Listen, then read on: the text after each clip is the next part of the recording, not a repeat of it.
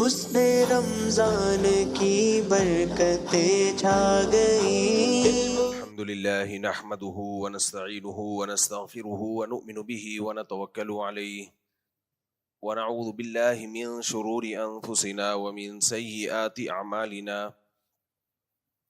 من يهده الله فلا مضل له ومن يضلله فلا هادي له ونشهد أن لا إله إلا الله وحده لا شريك له ونشهد أن سيدنا وحبيبنا وشفيعنا وسندنا محمدا عبده ورسوله صلى الله تعالى عليه وعلى آله وأصحابه وبارك وسلم تسليما كثيرا كثيرا. أما بعد فأعوذ بالله من الشيطان الرجيم. بسم الله الرحمن الرحيم. يا أيها الناس اعبدوا ربكم الذي خلقكم والذين من قبلكم لعلكم تتقون. وقال الله تبارك وتعالى في مقام آخر وما خلقت الجن والإنس إلا ليعبدون. قرآن مجید کی دو آیات تلاوت کی ہیں. اللہ تعالیٰ سے دعا ہے اللہ تعالیٰ صحیح طرح سے بات کہنے کی، سننے کی، سمجھنے کی، اور پھر اللہ تعالیٰ ہم سب کو عمل کی توفیق عطا فرمائے.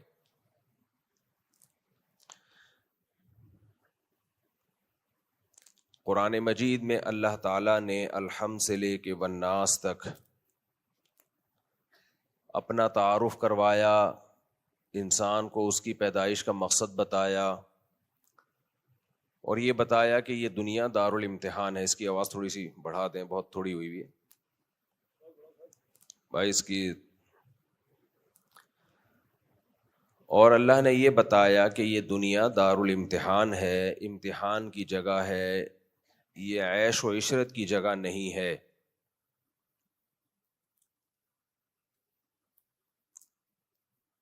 تو جب ہم اللہ کی عبادت کے لیے پیدا ہوئے اور اللہ کو پہچاننے کے لیے پیدا ہوئے، ذالکم اللہ ربکم، قرآن کئی مقامات پر اللہ کی نعمتیں بیان کر کے، اللہ کی قدرت بیان کر کے کہتا ہے ذالکم اللہ ربکم، یہ ہے اللہ جو تمہارا رب ہے، یہ سارے کام اللہ کر رہا ہے.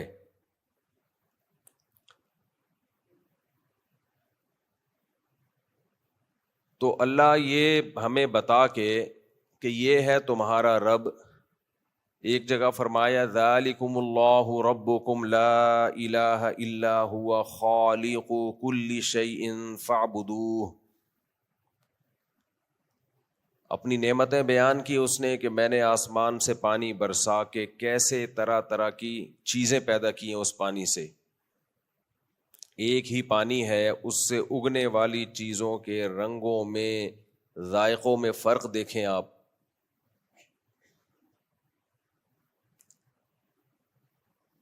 انسان کو پیدا کیا ایک جان سے، آدم سے، اور اسی آدم سے ان کی زوجہ حضرت حوا کو پیدا کیا، اور پھر ان کے ملاپ سے پوری دنیا کو انسانوں سے بھر دیا. وفی انفسکم، خود تمہارے اندر تمہیں اللہ کی قدرت کی نشانیاں نظر آئیں گی. انسانی جسم کا کوئی ایک آرگن بھی لے لیا جائے، کوئی ایک پارٹ بھی لے لیا جائے، وہ خود اللہ کی قدرت کا ایک بہت بڑا شاہکار ہے. وہ پکار پکار کے کہہ رہا ہوتا ہے کہ یہ عضو خود نہیں بن سکتا، یہ خود اس نتیجے تک خود نہیں پہنچ سکتا. یہ الم نجعل لہ عینین، کیا ہم نے تمہیں دو آنکھیں نہیں دی ہیں، ولسانا وشفتین، کیا ہم نے تمہیں زبان اور دو ہونٹ نہیں دیے. ہونٹوں کو دیکھ لیں، زبان کو دیکھ لیں، آنکھوں کو دیکھ لیں، کان کو دیکھ لیں، انسانی ہاتھ اور اس کے جوائنٹ کو دیکھ لیں، گھٹنے، کتنے سارے جوائنٹ ہماری باڈی میں جن کو ایڈجسٹ کیا گیا ہے. فرمایا ذالکم اللہ ربکم، یہ ہے اللہ. کیونکہ آج انسان کو ہر چیز نظر آ رہی ہے، سب کچھ نظر آ رہا ہے. نہیں نظر آ رہا تو اللہ نظر نہیں آ رہا. نہ اللہ نظر آ رہا ہے، نہ اللہ سمجھ میں آ رہا ہے. اللہ کو ڈال دیا ہے مولانا لوگوں کے کھاتے میں کہ یہ تو مولانا لوگوں کا ٹاپک ہے.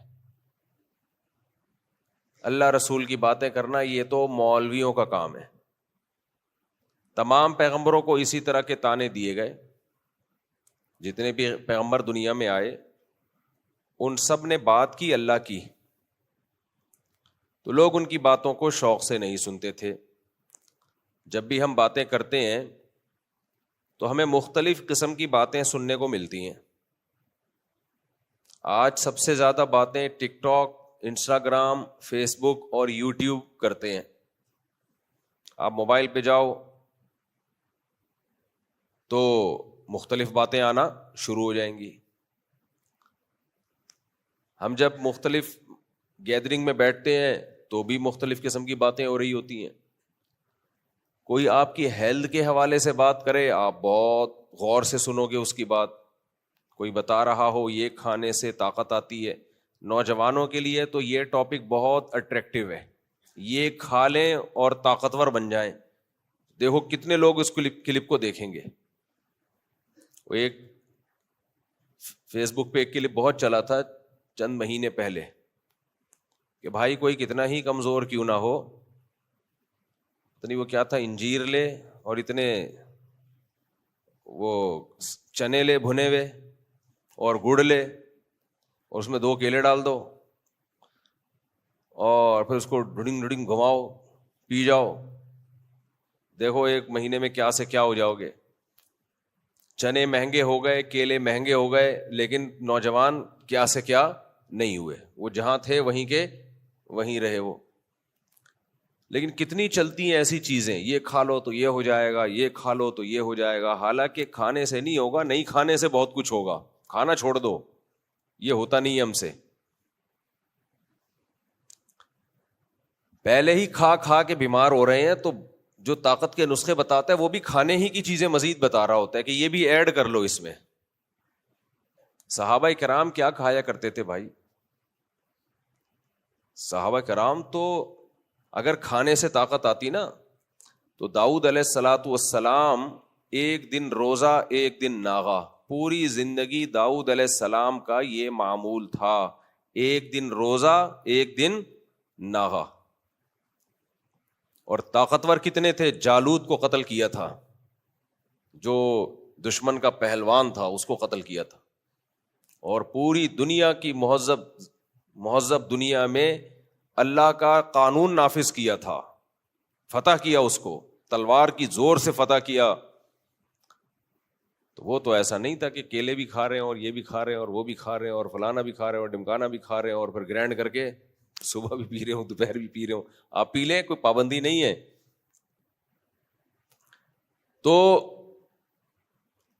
ہم جب بھی کہیں بیٹھتے ہیں تو مختلف ٹاپک پہ باتیں سن رہے ہوتے ہیں. کہیں سیاست کی باتیں، آج کل سیاست کی باتیں بہت چل رہی ہیں. جہلم والے کا پھڈا چل رہا ہے آج کل پی ٹی آئی والوں سے، اور کیا نا عمران ریاض ہے نا، عمران ریاض اور ان کا ٹاکرا چل رہا ہے. لطیفے کی بات یہ ہے کہ صحافی لوگ کہتے ہیں کہ بھائی آپ کا ٹاپک مذہب ہے، آپ کو مذہب کے بارے میں معلومات ہیں، آپ سیاست میں کیوں ٹانگ اڑا رہے ہو؟ یہ بہت بڑا لطیفہ ہے 15ویں صدی کا. یہ اس لیے بہت بڑا لطیفہ ہے کہ بھائی صاحب کو مذہب کے بارے میں بھی معلومات نہیں ہے. سمجھ رہے ہیں؟ یعنی آپ یہ کہہ رہے ہیں کہ مذہب کے بارے میں معلومات ہیں تو آپ سیاست میں ٹانگ کیوں اڑا رہے ہو؟ حالانکہ رپورٹ یہ ہے کہ مذہب کے بارے میں بھی معلومات نہیں ہے. اگر آپ کو میرے زاویے میں مبالغہ آرائی لگے نا تو مولانا عمران صفدر صاحب، ایک مولانا ابھی آئے ہیں، انو ہیں، تو ان کا چینل آپ سبسکرائب کر لیں. میں ان سے کہتا ہوں یہ ڈسکرپشن میں بھی اس کا لنک دے دیں. مولانا عمران صفدر صاحب، تو ان کا کام ہی یہی ہے کہ وہ جہلم والی سرکار ہی کے کلپ سن کے نا اس کو ایکسپوز کرتے رہتے ہیں. ہمیں تو اور بھی دنیا میں غم ہے نا، بہت سارے کام ہیں، وہ ایک ہی کام اگر شروع کر دیں تو باقی سارے کام رہ جائیں گے. انہوں نے اپنے آپ کو اسی کے لیے وقف کر دیا. تو وہ آپ ذرا سن لیں، ان کے چینل کو سبسکرائب بھی کر لیں اور دیکھ بھی لیا کریں کہ جہلم والی سرکار کے بارے میں ان کا کیا تجزیہ ہے، بڑا مدلل. تو ایک کلپ میں پوری تفصیل بتائی ہے کہ بھائی صاحب سیاست کا تو ہمیں نہیں پتا، وہ سیاست دانوں کو پتہ ہوگا، لیکن مذہب میں بھی حضرت جی کیا ہیں؟ فارغ ہیں، تو وہ لازمی سن لیے گا. تو ہم مختلف خبریں سن رہے ہوتے ہیں، کوئی سیاست کے بارے میں، کچھ ہیلتھ کے بارے میں، کچھ بزنس کے بارے میں. اللہ کی نظر میں ان میں سب سے امپورٹنٹ خبر جو ہے وہ خبر ہے جو اللہ دے گا. کیا خیال ہے؟ کون سی خبر اللہ کی نظر میں سب سے اہم ہے؟ جو خبر ہمیں اللہ دے رہا ہے. اچھا، اللہ کہتا ہے کہ میں براہ راست خبریں نہیں دیتا، میں لوگوں میں کسی کو اپنا سفیر اور اپنا نمائندہ منتخب کرتا ہوں اور پھر اس کے ذریعے اپنا پیغام میں لوگوں تک پہنچاتا ہوں. ان اللہ اصطفى آدم ونوحا وآل ابراہیم وآل عمران علی العالمین. اللہ کہتے ہیں میں نے انسانوں میں آدم کو سلیکٹ کیا، میں نے انسانوں میں نوح کو سلیکٹ کیا، میں نے آل عمران کو سلیکٹ کیا، میں نے ابراہیم کو، اسماعیل کو، یعقوب کو، یہ سارے پیغمبر، موسیٰ کو، یوسف کو علیہم الصلاۃ والسلام، ان تمام پیغمبروں کو میں نے سلیکٹ کیا کہ یہ میرا پیغام انسانوں تک پہنچائیں گے. وہ پیغام کیا ہے بھائی؟ وہ پیغام ہے جس کو ہم ویلیو دینے کے لیے تیار ہی نہیں ہے، جس کو ہم ویلیو دینے کے لیے تیار نہیں ہے. تو وہ پیغام اللہ نے ہمیں یہ دلوایا پیغمبروں کے ذریعے، ما لکم من الہ غیرہ، اللہ کے سوا کوئی عبادت کے لائق نہیں ہے، فاعبدوہ، اللہ کی عبادت کرو. تو بھائی ہم دنیا میں پیدا کیوں ہوئے ہیں؟ عبادت کے لیے ہوئے ہیں. اگر ہم اس کام سے ہٹ جائیں گے، نہ دنیا میں سکون ملے گا، نہ آخرت میں سکون ملے گا. تو یہ جو رمضان کے روزے اللہ تعالی ہم سے رکھواتے ہیں، یہ اسی عبادت کے مضمون کو تازہ کرنے کے لیے. دنیا میں ہر مذہب میں عبادت ہے، لیکن عبادت کے مختلف طریقے انہوں نے وضع کیے ہوئے ہیں. اسلام چونکہ اللہ کا دین ہے، اس لیے اس میں انسانی رائے کا دخل نہیں ہے، اس میں عبادت کی سلیکشن انسانوں کی طرف سے نہیں ہوئی ہے. دیکھو ہندو مذہب میں بھی عبادت ہے، تو کیا میرا اور آپ کا عقیدہ یہ ہے کہ وہ عبادت اللہ نے بتائی ہے؟ بولو، وہ انسانوں کی بنائی ہوئی ہے. اگر اللہ بتاتا تو اللہ پتھروں کے سامنے جھکنے کا ہمیں حکم کیوں دیتا؟ باپ اگر اپنا تعارف کروائے کہ میں تمہارا باپ ہوں، تو انٹروڈکشن میں کبھی یہ ہو سکتا ہے کہ غفار بھائی تمہارے باپ ہیں؟ باپ یہ برداشت کر لے گا کہ میں اگر باپ ہوں تو باپ والی عزت اور محبت کس کو دی جائے؟ غفار بھائی کو، وسیم بھائی کو، سبکتگین صاحب کو. باپ یہ برداشت کر لے گا؟ بولتے کیوں نہیں؟ تو یہ اس کی علامت ہوگی کہ آپ تو باپ ہی نہیں ہو. شوہر یہ برداشت کر لے گا کہ بیوی کے سامنے اپنا تعارف کروا رہا ہے. پہلے زمانے میں ایسا ہوتا تھا، بغیر دیکھے شادی ہوتی تھی، نہ اس نے اس کو دیکھا نہ اس نے، تو ملاقات کے وقت ہی پتہ چلتا تھا کہ کس سلسلے میں حاضر ہوئے ہو آپ. تو آپ گئے دلہن کے سامنے تعارف کروایا کہ میری کل آپ سے شادی ہوئی تھی، مجھے بتایا یہ گیا ہے کہ آپ میری دلہن ہیں، مجھے تو روم نمبر بتا دیا کہ یہاں چلے جاؤ. پہلے دیکھا ویکھا نہیں ہوتا تھا، شرمیلے ہوتے تھے. تو میں آپ کا شوہر ہوں، اس سلسلے میں حاضر ہوا ہوں. میں یہی ہوتا تھا نا، تاکہ وہ ڈر نہ جائے کہ بھائی کون بندہ گھسایا ہے کمرے میں. تو شوہر بتاتا تھا بھائی میں کس سلسلے میں حاضر ہوا ہوں، آپ کا شوہر ہوں. تو وہ بھی جواب میں کہتی تھی میں بھی اسی سلسلے میں یہاں بیٹھی ہوئی ہوں آپ کے انتظار میں. تو اگر یہ کمبخت کمرے میں گیا اور تعارف یہ کروا رہا ہے کہ میں ہوں تو آپ کا شوہر، لیکن شوہر والی محبت آپ نے غفار بھائی کو دینی ہے. میاں بیوی کا جو ریلیشن ہوتا ہے وہ میاں بیوی ہی کا ہوتا ہے، وہ کسی اور کے ساتھ نہیں ہو سکتا. لیکن یہ کمبخت خود ہی جا کے کہہ رہا ہے کہ ہوں تو میں، لیکن مجھ سے بھی یہ میاں بیوی والا آپ کی محبت والا تعلق قائم کر سکتی ہو، اور چاہو تو غفار بھائی سے بھی کر سکتی ہو. تو اس کا مطلب آپ ہسبینڈ بولو نہیں ہو، یا تو ہو نہیں، یا آپ ایک نمبر کے غیرت لیس ہو. بے غیرت کا لفظ مسجد میں تھوڑی گالی بن جاتا ہے، تو اس لیے میں نے بے غیرت کے بجائے غیرت لیس انگلش لگا دو تو اچھا ہو جاتا ہے لفظ نا. تو آپ غیرت لیس کہلاؤ گے. پھر کیا خیال ہے بھائی؟ یہ غیرت ہی نہیں ہے ساتھ میں. باپ کہہ رہا ہے میں ہوں تو باپ، لیکن باپ والی محبت تم نے ان کو دینی ہے، اس کا مطلب بھائی آپ باپ ہی نہیں ہو. تو سب سے زیادہ غیرت تو خدا میں ہے میرے بھائی. وہ کیسے برداشت کر سکتا ہے کہ اپنا تعارف کروائے کہ معبود تو میں ہوں، عبادت کے لائق تو میں ہوں، کائنات کو بنایا تو میں نے، یہ گلشن سجایا میں نے. لیکن کوئی بات نہیں، اگر کسی عبادت گاہ میں جا کے کسی بتوں کے سامنے، بت کے سامنے جھک جاؤ تو بھی ٹھیک ہے، مجھے کوئی اعتراض نہیں ہے. اور فلاں کے سامنے جھک جاؤ، سورج کے سامنے جھک جاؤ، آگ کے سامنے ایسے کھڑے ہو جاؤ، اس کی عبادت کرو تو مجھے کوئی اعتراض نہیں ہے. تو بھائی یا تو یہ کہنے والا خدا نہیں ہے، یا معاذ اللہ نقل کفر غیرت لیس خدا ہے. اور خدا غیرت لیس ہو سکتا ہے کیا؟ نہیں ہو. غیرت کو پیدا کرنے والا اللہ ہے بھائی. وہ کیسے؟ یہ تو اس پر بہت بڑا سوال ہوگا کہ اے اللہ خالق تو ہے تو تو ہمیں مخلوق کے سامنے کیوں جھکا رہا ہے؟ بلکہ یہ انسان کی توہین ہے، انسلٹ ہے. مثال سے بات سمجھاتا ہوں. آپ فوج میں ہیں، آپ اپنے بڑے کسی آفیسر کو سلوٹ کرتے ہیں تو آپ کو اس میں ذلت محسوس نہیں ہوتی، بھائی یہ سینئر ہے. آپ کا رینک تھا بریگیڈیئر کا، تو آپ کے آفیسر نے آپ کو آرڈر دیا کہ یہ جو جمعدار ہے اس کو سلوٹ کیا کرو صبح شام. یہ جو جمعدار ہے نا گلی محلے میں جو جھاڑو لگاتا ہے، تم نے آتے جاتے کس کو سلوٹ کرنا ہے؟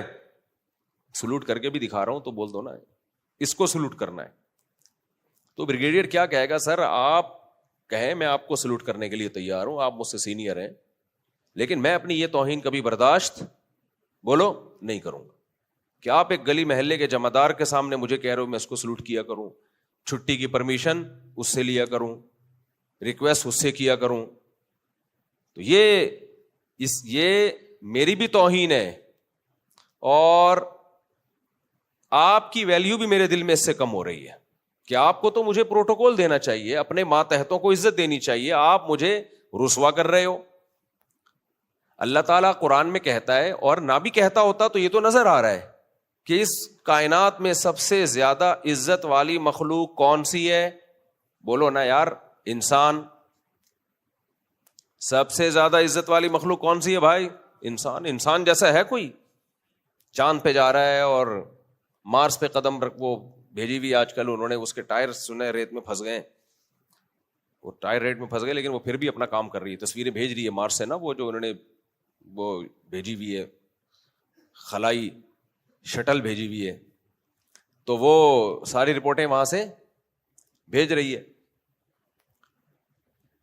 تو سب سے زیادہ عزت والی مخلوق کون سی ہے اس کائنات میں؟ انسان. اور ہم یہ دیکھ رہے ہیں یہ ساری کائنات ہماری خدمت بھی کر رہی ہے. تو اگر اللہ جو سچی مچی کا اللہ ہے وہ ہمیں کہے کہ سورج کے سامنے جھکو، پہلی بات تو یہ کہ معاذ اللہ، اگر اللہ ایسی بات کرتا ہے معاذ اللہ نقل کفر نباشت، تو یہ تو خدا اس کی علامت ہوگی، یہ تو غیرت ہی نہیں ہے. وہ خود معبود ہونے میں دوسروں کو ہمارے ساتھ، دوسروں کو اپنے ساتھ شریک کر رہا ہے. وہی شوہر والی مثال اور باپ والی مثال سامنے رکھ لیں آپ، وہ تو خود یہ تو غیرت کے خلاف ہے. دوسری بات یہ کہ ہماری بھی انسلٹ ہو رہی ہے اس میں. ہمیں سب سے اعلیٰ اور عرفہ بنا لیا، لقد خلقنا الانسان فی احسن تقویم، سب سے بہترین مخلوق بنایا، فرشتوں کو حکم دیا ہمیں سجدہ کریں، اور پوری کائنات ہمارے تابع کر دی. وسخر لکم ما فی السماوات وما فی الارض، ساری کائنات تمہاری غلام، یہ سورج تمہارا خادم، یہ چاند تمہارا خادم، یہ سمندر تمہارے لیے زیر کر دیا میں نے، اس کی پشت پہ بڑے بڑے جہازوں کو دھکیل کے لے جاؤ جہاں مرضی لے جاتے ہو. سمندر کی مچھلیاں تمہاری خدمت میں لگا دیں، یہ جانور تمہاری خدمت میں لگا دیے، اور ہمیں حکم دیا کہ ماتھا ٹیکیں سورج کے سامنے، ماتھا ٹیکیں پتھروں کے بنائے ہوئے بتوں کے سامنے. تو یہ میری اور آپ کی اس سے بڑی کوئی انسلٹ ہو سکتی ہے؟ اللہ نہ کرے بالفرض اگر خدا ایسی باتوں کا حکم دے بھی تو انسان کو ایسے خدا سے نفرت ہو جائے گی. یہ ایسے ہی جیسے آپ کا باپ یا آپ کے بڑے آپ کی خود توہین کروا رہے ہو. ایک سیٹ کا بچہ ہو اور سیٹ اس کو کہے کہ بھنگی کے بوٹ پالش کیا کرو، تو بیٹا باپ کا باغی ہوگا کہ نہیں ہوگا؟ فیکٹری کا سیٹ ہے، بہت بڑا آدمی ہے، اور اس کا بیٹا بھی ظاہر ہے شہزادوں کی طرح جیسے رفیع بھائی کا بیٹا شہزادوں کی طرح ماشاءاللہ، پھر ملیں گے اس پہ بات کریں گے، تو وہ بھی شہزادوں کی طرح ہی ہے، تو شہزادوں کی طرح زندگی گزار رہا ہو اور آپ اس کو کام کیا لگا دیں کہ وہ جو چپڑاسی ہے یا وہ جو ملازم ہے روزانہ اس کے بوٹ پالش کیا کرو، تو ایک دن آئے گا نا بیٹا باپ سے باغی ہو جائے گا. تربیت کے لیے تو کسی کے ذمے کچھ بھی لگایا جا سکتا ہے، لیکن مستقل بیسس پہ لگا دیا اگر تو بیٹا باپ کا باغی ہو جائے گا، بولے گا ابا آپ کی وجہ سے تو مجھے عزت ملنی چاہیے، آپ خود مجھے لوگوں کے سامنے ذلیل کر رہے ہو، تو وہ تو باغی ہو جائے گا. تو میرے بھائی یہ کیسے ہو سکتا ہے کہ جس اللہ نے ہمیں بنایا، سب سے خوبصورت اس کائنات میں مخلوق جو بنی ہے وہ انسان ہے، سب سے ذہین مخلوق کون سی ہے؟ انسان. سب سے زیادہ علم کس کے پاس؟ انسان کے پاس. پھر اللہ قرآن میں کہہ بھی رہا ہے، اور جو قرآن کو نہیں مانتے تو دیکھ تو رہے ہیں کہ پوری کائنات کس کی خدمت کر رہی ہے؟ انسان کی. جب چاہیں سمندر سے مچھلیوں سے زندگی کا حق چھین لیں، کھا جائیں نکال کے. کیسے کیسے تجربے کر رہے ہیں ہم لوگ چوہوں پہ، جتنے بیماریوں کے تجربے سارے چوہوں پہ ہوتے ہیں. چوہا کیا مجھے بھینٹ چڑھا دیتے ہو یار تم لوگ اپنی دوائیں بنانے کے چکر میں، مجھے کیوں بھینٹ چڑھا دیتے ہو؟ جو نئی نسوار آتی ہے پہلے چوہے کو کھلائی جاتی ہے، سائنسدان جو ہے نا پہلے چوہے کو کھلاتے ہیں، دیکھیں اس پہ اثر کیا ہو رہا ہے. تو چوہے کے ویٹ کو انسان کے ویٹ سے کمپیئر کرتے ہیں کہ بھائی یہ اس پہ اتنی کوانٹٹی میں اثر ہوا تو جس کا ویٹ اتنا زیادہ ہوگا تو اس پہ اتنا اثر ہوگا. آپ دیکھ لیں زیادہ تر تجربے چوہوں پہ ہوتے ہیں، وہ چوہے تجربوں کی بھینٹ چڑھ جاتے ہیں. مینڈک پہ ہم تجربہ کرتے تھے جب بایولوجی پڑھتے تھے 9th کلاس میں، آپ نے بھی کیا ہوگا. مینڈک کا جو نظام ہاضمہ ہے وہ انسان کی طرح ہوتا ہے، ڈاکٹر لوگ کہتے ہیں. تو مینڈک کو پکڑ کے لٹاتے تھے، اس کو نسوار کھلاتے تھے، ہم بے ہوش ہو جاتا تھا، وہ ایسے ہی کرتے تھے، اس کو نسوار رکھے وہ بے ہوش ہو جاتا تھا. پھر اس کو ایسے لٹا دیا، اس کی 4 کیلیں لگائیں. ہم نے کئی دفعہ یہ تجربے کیے تھے. موم جو ہے نا، موم کو پگھلا کے برتن میں مینڈک کو بے ہوش کیا، اس کو الٹا لٹایا اور سوئیوں سے اس کے چاروں ایسے جیسے ہینڈز اپ نہیں ہوتا، پھر اس کے چیرا اور دیکھا ہارٹ بیٹ کیسے ہوتی ہے، اس کا ہضم والا نظام کیسے ہے. تو کیا وہ مینڈک دوبارہ جڑ جاتا ہے؟ پھر وہ تو گیا. تو مینڈک کہہ سکتا ہے نا کم بختوں، اپنے آپ کو زندہ رکھنے کے لیے مجھے تجربے کی بھینٹ چڑھا دیا، تجربے کی بھینٹ چڑھا دیا مجھے.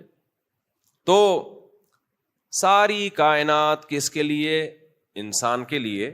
تو اب یہ انسان کی توہین نہیں ہے کہ جس نے بنایا وہ خود انسان کو کہہ رہا ہو. ہندو تو یہی کہتے ہیں نا، بھگوان نے ہمیں اجازت دی ہے کہ، بلکہ آرڈر دیا ہے کہ یہ اس کے سامنے بھی جھکو، گائے کی بھی عبادت کرو، فلاں کی بھی، فلاں کی بھی، فلاں کی بھی.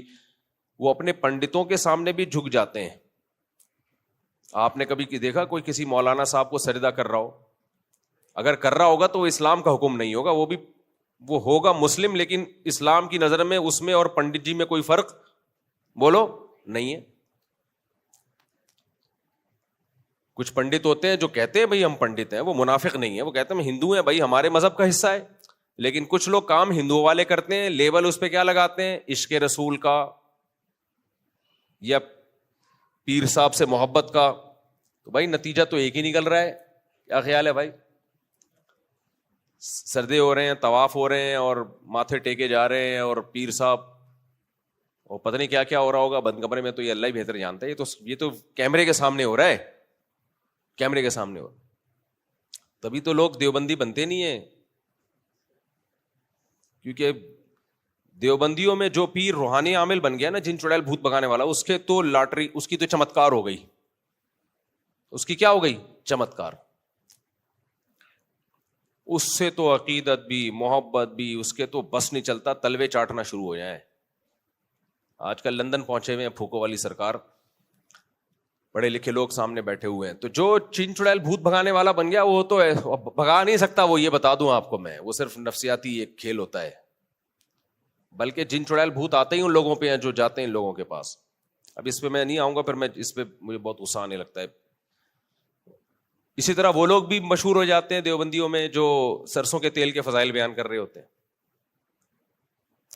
ٹھیک ہے نا، سرسوں کا تیل تھوڑا سا یہاں لگائیں، پھر تھوڑا سا یہاں لگائیں، یہاں لگائیں، ناخن پہ لگائیں، تو 70 بیماریوں سے آپ کو کیا مل جائے گی؟ شفا.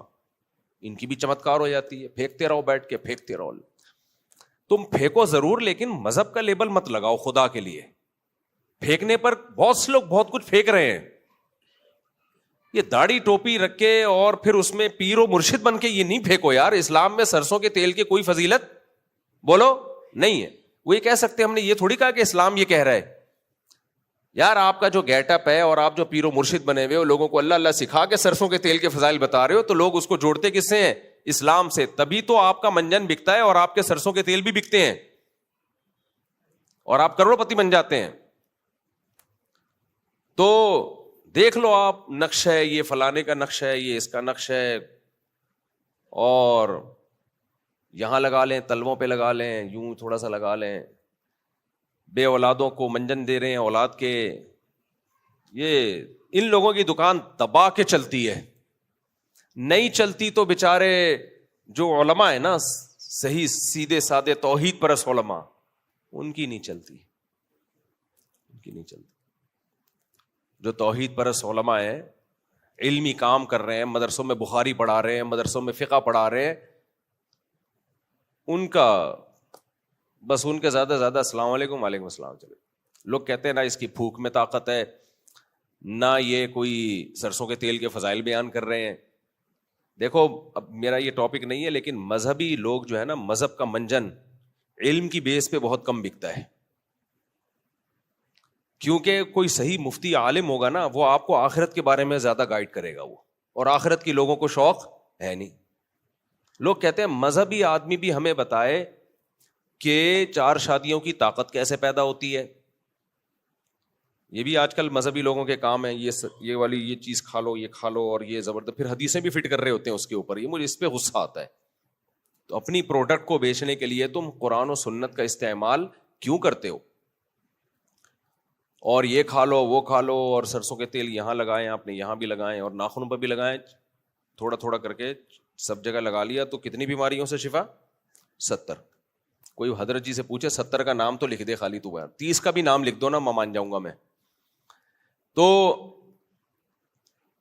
اب کیا ہو رہا ہے کہ علم کی بیس پہ فضیلت حاصل ہو, کیونکہ مذہب کا ٹاپک دنیا نہیں ہے. اس حیثیت سے تو دنیا ہے کہ مسلمانوں کو دنیا میں ترقی ملے, اس حیثیت سے تو ہے, لیکن ایک ایک جزیات میں کچھ بیسک اصول تو قرآن نے بیان کر دیے ہیں. تبھی ہم اگر مذہب پہ صحیح معنوں میں چلیں گے تو آٹومیٹیکلی ترقی کریں گے, ہمارا رخ صحیح ہو جائے گا. لیکن ایسے تو نہیں ہے نا کہ مذہب آپ کو یہ گائیڈ کر رہا ہو کہ گنجے کے سر پہ بال نکالنے کا طریقہ کیا ہے. یہ تھوڑی ہمیں ملے گا. یہ کس کا ٹاپک ہے بھائی؟ حکیموں کا, ڈاکٹروں کا. یہ ان کا ٹاپک ہے. گردے سے پتھری نکالنا اور وغیرہ وغیرہ 20 قسم کے مسائل ہیں. تو اب آپ جب لوگوں کو آخرت کے بارے میں گائیڈ کرتے ہو, میں دیکھو کتنی واضح بات کرتا ہوں, میں کہتا ہوں دوسری شادی کرو. لوگ کہتے ہیں اس سے کیا سکون ملے گا؟ میں کہتا ہوں نہیں, ٹینشن ملے گی, پھڈے کھڑے ہو جائیں گے. تو لوگ کہتے ہیں پھر ترغیب کیوں دے رہے ہو؟ بھائی آخرت کے لیے ترغیب دے رہے ہیں. ان عورتوں کا کیا ہوگا جو بیوہ اور طلاق یافتہ سڑ رہی ہیں, مر رہی ہیں, برباد ہو رہی ہیں, زنا کر رہی ہیں؟ ان کو بچاؤ نا زنا سے, خود بھی بچو گے زنا سے تو حلال میں تو ٹینشن ہے نا. اب آپ مجھے بتاؤ, میں نے 2 شادیوں کی ترغیب دے کے آپ کی ٹینشن کم کر دی یا بڑھا دی؟ بڑھا دی نا. تو ہمارے پاس تو دنیا کا پیکیج ہی نہیں ہے, ہم تو آخرت کی بات کر رہے ہیں. تبھی مجھ میں یا علماء میں اور جو موٹیویشنل اسپیکرز ہیں ان میں بڑا فرق ہوتا ہے.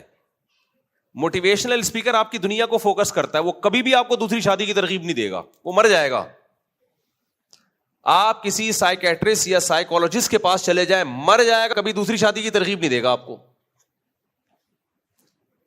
وجہ اس کی ہے کہ اس کا تو کام ہی آپ کی مینٹل ہیلتھ, وہ کہے گا بھائی اپنے آپ کو کیوں ٹینشن میں ڈال رہے ہو. وہ آپ سے پوچھے گا پہلی میں خرابی کیا ہے. اگر آپ نے کوئی ویلڈ خرابی بیان کر دی تو شاید آپ کو کہے کہ کر لو آپ. ہمارے پاس جب آؤ گے تو ہم کہیں گے کوئی خرابی نہیں ہے تو کرو, کیونکہ فَانكِحُوا مَا طَابَ لَكُم مِّنَ النِّسَاءِ, اللہ کہہ رہے ہیں جو تمہیں پسند آئے ان میں 2 3 3 4 4 سے کرو, تو پہلے بھی پسندیدہ ہونی چاہیے. اب آپ پھر وہی کہیں گے یار مفتی صاحب نے ہمارے مینٹل لیول سے اوپر کی باتیں کرنا شروع کر دی. اللہ نے قرآن میں کہا ہے جو تمہیں پسند آئے ان میں 2 2 3 3 اور 4 4 سے کرو. تو اللہ نے یہ نہیں کہا کہ پہلی والی ناپسند ہو تو پھر دوسری سے کرو, وہ بھی خراب نکلی تو پھر تیسری کر لو, تینوں ہی نالائق نکلی تو چلو اب ایک آپشن اور ہے, ایک ٹرائی اور کر کے دیکھ لو. اگر کوئی سائیکیٹرسٹ یا سائیکولوجسٹ آپ کو ترغیب دے گا 4 شادیوں کی تو اس کا اسٹائل یہ ہوگا, سمجھ میں آ رہا ہے؟ کہے گا بھائی تیری پہلی میں کیا خرابی ہے. فرض کر لو میں سائیکولوجسٹ ہوں, آپ ڈپریشن میں ہو, آپ کو بیگم سے مسائل چل رہے ہیں اور آپ میرے پاس آئے اور مجھے کہنے لگے مفتی صاحب میری بیگم میں یہ خرابی, وہ نہ شکل اچھی ہے, نہ بات اچھی طریقے سے کرتی ہے, نہ اس کی ماں کا بیہیویئر اچھا ہے, نہ اس کے بھائی اچھے ہیں, سالے بھی 2 نمبر ملے وغیرہ وغیرہ, اتنی ڈپریشن میں آپ, ٹینشن میں. تو میں آپ کو کہوں گا پہلی چونکہ بالکل بھی اچھی نہیں ہے, لہذا آپ دوسری شادی کر لو. آپ نے دوسری کی, وہ پہلی سے بھی زیادہ بدتر نکلی, آپ پھر میرے پاس آئے اور میں ڈاکٹر ہوں. تو یہ میں آپ کو بتا رہا ہوں مذہبی اسکالر میں اور ڈاکٹر میں فرق. ڈاکٹر صرف آپ کی دنیا کو فوکس کرے گا, آپ کی صحت کو, ہیلتھ کو فوکس کرے گا. ہم تو بعض دفعہ آپ کا بیڑا غرق کریں گے, اپنا کیا ہے تو آپ کا نہیں کریں ہم دنیا کے لحاظ سے. ویسے تو دنیا کے لحاظ سے بھی ہوتا نہیں ہے اینڈ یعنی, لیکن فرض کر لو, اور میرا ہوا بھی نہیں ہے, کہیں آپ سمجھے کہ مجھ سے آپ کو پتہ نہیں بیڑا غرق ہو گیا, تو ہمارا بھی بیڑا غرق کرنا چاہ رہے ہیں. اللہ پہ جب اعتماد کر کے کوئی کام کرو گے تو اسباب سے پھر نہیں ہوتا. تو کامیابی کے نقشوں میں اللہ ناکامی پیدا کرتا ہے, ناکامیوں کے نقشوں میں اللہ کامیابی پیدا کرتا ہے. جس چیز کو آپ ٹینشن کا ذریعہ سمجھتے ہو وہ نہیں ہوتی, تو وہاں سائنس فیل ہو جاتی ہے سب. خیر, میں اگر ڈاکٹر ہوتا تو آپ پھر آتے, مفتی صاحب آپ, مفتی نہیں ڈاکٹر صاحب آپ کے مشورے پہ دوسری کی, وہ بھی آڑی ترچھی نکلی, اب تو دونوں مل کے میرے سر بجا رہی ہیں. تو میں پھر آپ کو کیا کہوں گا اگر میں ڈاکٹر ہوں گا, یار اب تو ظاہر ہے بیوی کے بغیر تو گزارا نہیں ہے, تمہاری بیوی تمہیں نہ سال گزر جائے قریب نہیں آنے دیتی, اور تم چھوڑو گے تو تمہارے سالے تمہیں, پہلے تو طلاق کا مشورہ دیا جائے گا نا, چھوڑو گے تو تمہارے سالے تم پہ کیس کر دیں گے, تو اب یہی آپشن ہے کہ ایک اور کر لو. آپ آئے بھائی اتفاق سے وہ تیسری بھی 2 نمبر نکلی اور آپ نے ثابت کر دیا, تو پھر وہ کہے گا چلو مجبوری ہے, ایک چانس رہ گیا ہے اکارڈنگ ٹو اسلام, آپ ایک اور کر لو. بلکہ وہ پہلے ہی اگر مسلمان ہوگا تو کہے گا, مسلم نہیں ہوگا تو گرل فرینڈ پہ لگا دے گا شروع میں ہی. وہ کہے گا تم کمبخت, تمہیں پہلی شادی کی ضرورت کیا تھی. کیونکہ آج کل جو غیر مسلم سائیکولوجسٹ ہیں, جو ڈاکٹرز ہیں نفسیات کے, انہوں نے گرل فرینڈ کو پروموٹ کرنا شروع کر دیا ہے. آپ کلپ سنیں ان کے, پتہ چل جائے گا آپ کو. وہ کہہ رہے ہیں یہ شادی وادی کرو ہی نہیں, آپ کی دماغی ہیلتھ کے لیے نقصان دہ ہے گرل فرینڈ. اب ایسے کلپ بھی مارکیٹ میں آنا شروع. انسان فطرت سے ہٹ رہا ہے نا, تو جو کام پہلے گدھے گھوڑوں کا تھا اس پہ ڈاکٹروں نے لگانا, لوگوں کو ڈالنا شروع کر دیا. کتے بلوں کا کام ہے بغیر ریلیشن کے مادہ کی طرف جانا, تو گرل فرینڈ کا کوئی رشتہ وشتہ تھوڑی ہوتا ہے. تو یہ ہے جب مذہب نہ ہو نا زندگی میں, تو پھر یہ حیوانگی آتی ہے. اب آپ فرض کر لیں کہ میں وہ ڈاکٹر نہیں ہوں, اب میں کیا ہوں, اب میں مفتی طارق مسعود ہوں. اب آپ میرے پاس آئے کہ جی مفتی صاحب میں آیا ہوں ذہنی ہیلتھ کے سلسلے میں آپ سے ملاقات کے لیے حاضر ہوا ہوں. میں نے سنا ہے کہ آپ لوگوں کو خوش رہنے کے ٹوٹکے بھی بتاتے ہیں, آپ لوگوں کو خوش رہنے کے, منہ سے تو پھوٹ لو, روزہ ہمارا بھی ہے خالی آپ کا نہیں ہے, سوری منہ سے بول لیں, پھوٹنا غلط لفظ ہے, نامناسب لفظ ہے, غیر اخلاقی لفظ ہے. تو اب آپ میرے پاس آئے, یہ میں بتا رہا ہوں مذہبی اسکالر کا کام کیا ہے اور آج کل وہ کر کیا رہا ہے. وہ سرسوں کے تیل کے ناخن پہ لگانے کے فضائل سنا رہے ہیں آج کل. وجہ کیا ہے, لوگوں کو دنیا میں دلچسپی ہوتی ہے تو وہ دنیا کا منجن بیچنا پڑتا ہے. آخرت کی باتیں کرو گے تو پھر وہ کہیں گے یار یہ تو وہ قبر کی باتیں کر رہے ہیں, اور یہ تو عجیب سے, یہ تو ہمیں اور دوسری شادی میں الجھا دیا انہوں نے, تو ہم پہلی سے بیزار ہیں, یہ کہہ رہے ہیں 4 کرو. تو کرو تو صحیح, اللہ کے لیے, بیزار ہونے کے لیے کرو, ٹینشن کے لیے کرو. کچھ کام اللہ کے لیے کیے جاتے ہیں, نتیجے اس کے بڑے اچھے ہوتے ہیں. فجر میں آیا نا کل وہ بندہ کیسا بیچارہ لڑکڑاک, دوسری میں سمجھا اس نے کی ہے, وہ پھر بتاؤں گا, میں نے تراویح کے بیان میں بتایا تھا. اچھا خیر, تو اب سمجھو کہ میں ڈاکٹر نہیں ہوں, اب میں کیا ہوں, مفتی ہوں. اب میرے پاس آیا کہ مفتی صاحب میں ریلیکس ہونا چاہتا ہوں, میرا دماغ بالکل, تو کیا میں شادی کر لوں؟ ڈاکٹر ہوگا بولے گا نہیں, مفتی ہوگا بولے گا بولو ہاں کر لے. شادی ہو گئی, آپ آئے, آپ نے کہا مفتی صاحب میری پہلی بیوی بالکل بہترین, ماشاءاللہ خوبصورت بھی ہے, اچھے اخلاق کی بھی ہے, ہنسی خوشی زندگی گزر رہی ہے. کسی نے کسی مولوی کا بیان سنا دیا, دقیانوس قسم کا فنڈامنٹلسٹ بنیاد پرست کے ایک اور کر لو. تو میں آپ سے مشورہ لینے کے لیے آیا ہوں کہ کر لوں جبکہ میری پہلی بیوی میں کوئی خرابی نہیں ہے. اگر میں ڈاکٹر ہوں گا بولوں گا تیرا دماغ خراب ہے کیا, یہی بولوں گا نا. تو آیا دماغی ڈاکٹر کے پاس ہے اور کام وہ کر رہا ہے جس سے دماغ خراب ہو. سیدھی صدق یہ تو مینٹل ہاسپٹل کا کیس بنتا ہے کہ نہیں بنتا. اس کو ڈاکٹر کہے گا یہ مجھے لگ رہا ہے کہ اس کو میڈیسن کی ضرورت ہے, مشوروں سے زیادہ کس کی ضرورت ہے اس کو. یہ کہہ رہا ہے پہلی میں کوئی خرابی نہیں ہے, اچھی بھلی خوبصورت وائف ہے میری, ہنسی خوشی زندگی گزر رہی ہے, مجھے اس پہ ٹرسٹ, اسے مجھ پہ ٹرسٹ. سبحان اللہ سبحان اللہ کہنے کا دل چاہ رہا ہے کہ نہیں چاہ رہا. ایسا ہوتا نہیں ہے نا, لیکن ایک مثال دے رہا ہوں. تو فرضی دنیا میں ہو بھی جاتا ہے. تو میں سوچ رہا ہوں ایک اور کر لوں. اب یہ بھی نہیں کہ کسی کے عشق میں گرفتار ہو گیا, بیٹھے بیٹھے کچھ ہوا ہے. بیٹھے بیٹھے کیا ہوا, انڈا موڑ کے قریب کہیں رہتا ہوں تو کوئی جراثیم یہاں سے وہاں چلے گئے. یا تو معاشقہ ہو گیا نا, تو اس میں بھی ڈپریشن میں چلا جاتا ہے, تو ڈاکٹر مشورہ دیتا ہے یار اس اسٹریس سے نکلنے کا طریقہ یہی ہے کہ شاید کوئی معاشقہ بھی نہیں ہوا, وہ ویسے ہی بیٹھے بیٹھے. تو میں اگر ڈاکٹر ہوں گا تو میں بولوں گا بھائی تیرا دماغ ہو گیا ہے خراب, جب تم دونوں میں محبت بھی بہت ہے اور کوئی ریلیشن میں کوئی دراڑ بھی نہیں ہے, ہنسی خوشی زندگی تمہیں اللہ نے اولاد بھی دی, تو اپنے پریوار کو سنبھالو. ہندی الفاظ بھی استعمال کروں گا. اتنا خوبصورت پریوار ہو گئی تمہاری چمتکار. سمجھ رہے ہیں نا. تو کیوں دماغ خراب ہو گیا, اپنے آپ کو عذاب میں ڈال رہے ہو. اور تنخواہ بھی درمیانی سی ہے, کوئی کروڑ پتی نہیں ہوں. لیکن اگر میں مفتی طارق مسعود ہوں گا تو میں مشورہ کیا دوں گا آپ, کیونکہ میں مذہبی اسکالر ہوں. سمجھ رہے ہو, میں وہ مشورہ نہیں دوں گا جس سے آپ خوش ہو جاؤ. اور میں صرف وہ مشورہ جو صحیح ہو اسے دینے سے اس لیے رکوں گا بھی نہیں کہ اگر میں نے وہ مشورہ دیا تو آپ مجھے بے وقوف کہنا شروع کر دو. کہہ دو بھائی, کوئی بھی کسی بھی وقت کچھ کسی پہ فتویٰ لگا سکتا ہے. میں وہ مشورہ دوں گا جس کا میں پابند ہوں. کس کی طرف سے؟ اللہ کی طرف سے. میں کہوں گا بھائی دیکھو, سیدہ عائشہ رضی اللہ تعالی عنہا سے نبی صلی اللہ علیہ وسلم کو محبت نہیں, بے پناہ محبت تھی. اتنی کامیاب شادی انسانی تاریخ میں شاید اس کی مثال نہ ملتی ہو جو سیدہ عائشہ اور سید الانبیاء محمد صلی اللہ علیہ وسلم کی ہوئی ہے. اتنی کامیاب شادی. اور یہ یک طرفہ محبت نہیں, دو طرفہ محبت. امی عائشہ کی جو نبی سے محبت تھی اس کے واقعات تو حدیث کی کتابوں میں بھرے ہوئے ہیں. اس کے باوجود ہمارے نبی صلی اللہ علیہ وسلم نے آپ کے بعد 1 نہیں 2 نہیں 3 نہیں 4 نہیں 5 نہیں 6 نہیں 7 شادیاں کی ہیں اس کے بعد. اور قرآن بھی کہہ رہا ہے فَانْكِحُوا مَا طَابَ لَكُم مِّنَ النِّسَاءِ. ابھی میرا دوسری شادی پہ بیان نہیں ہو رہا, ابھی تو میں بتا رہا ہوں کہ مذہب میں اور عام جو ڈاکٹرز اور جو موٹیویشنل اسپیکر آپ کو گائیڈ کرتے ہیں ان کی گائیڈنس میں کافی بولو فرق ہے.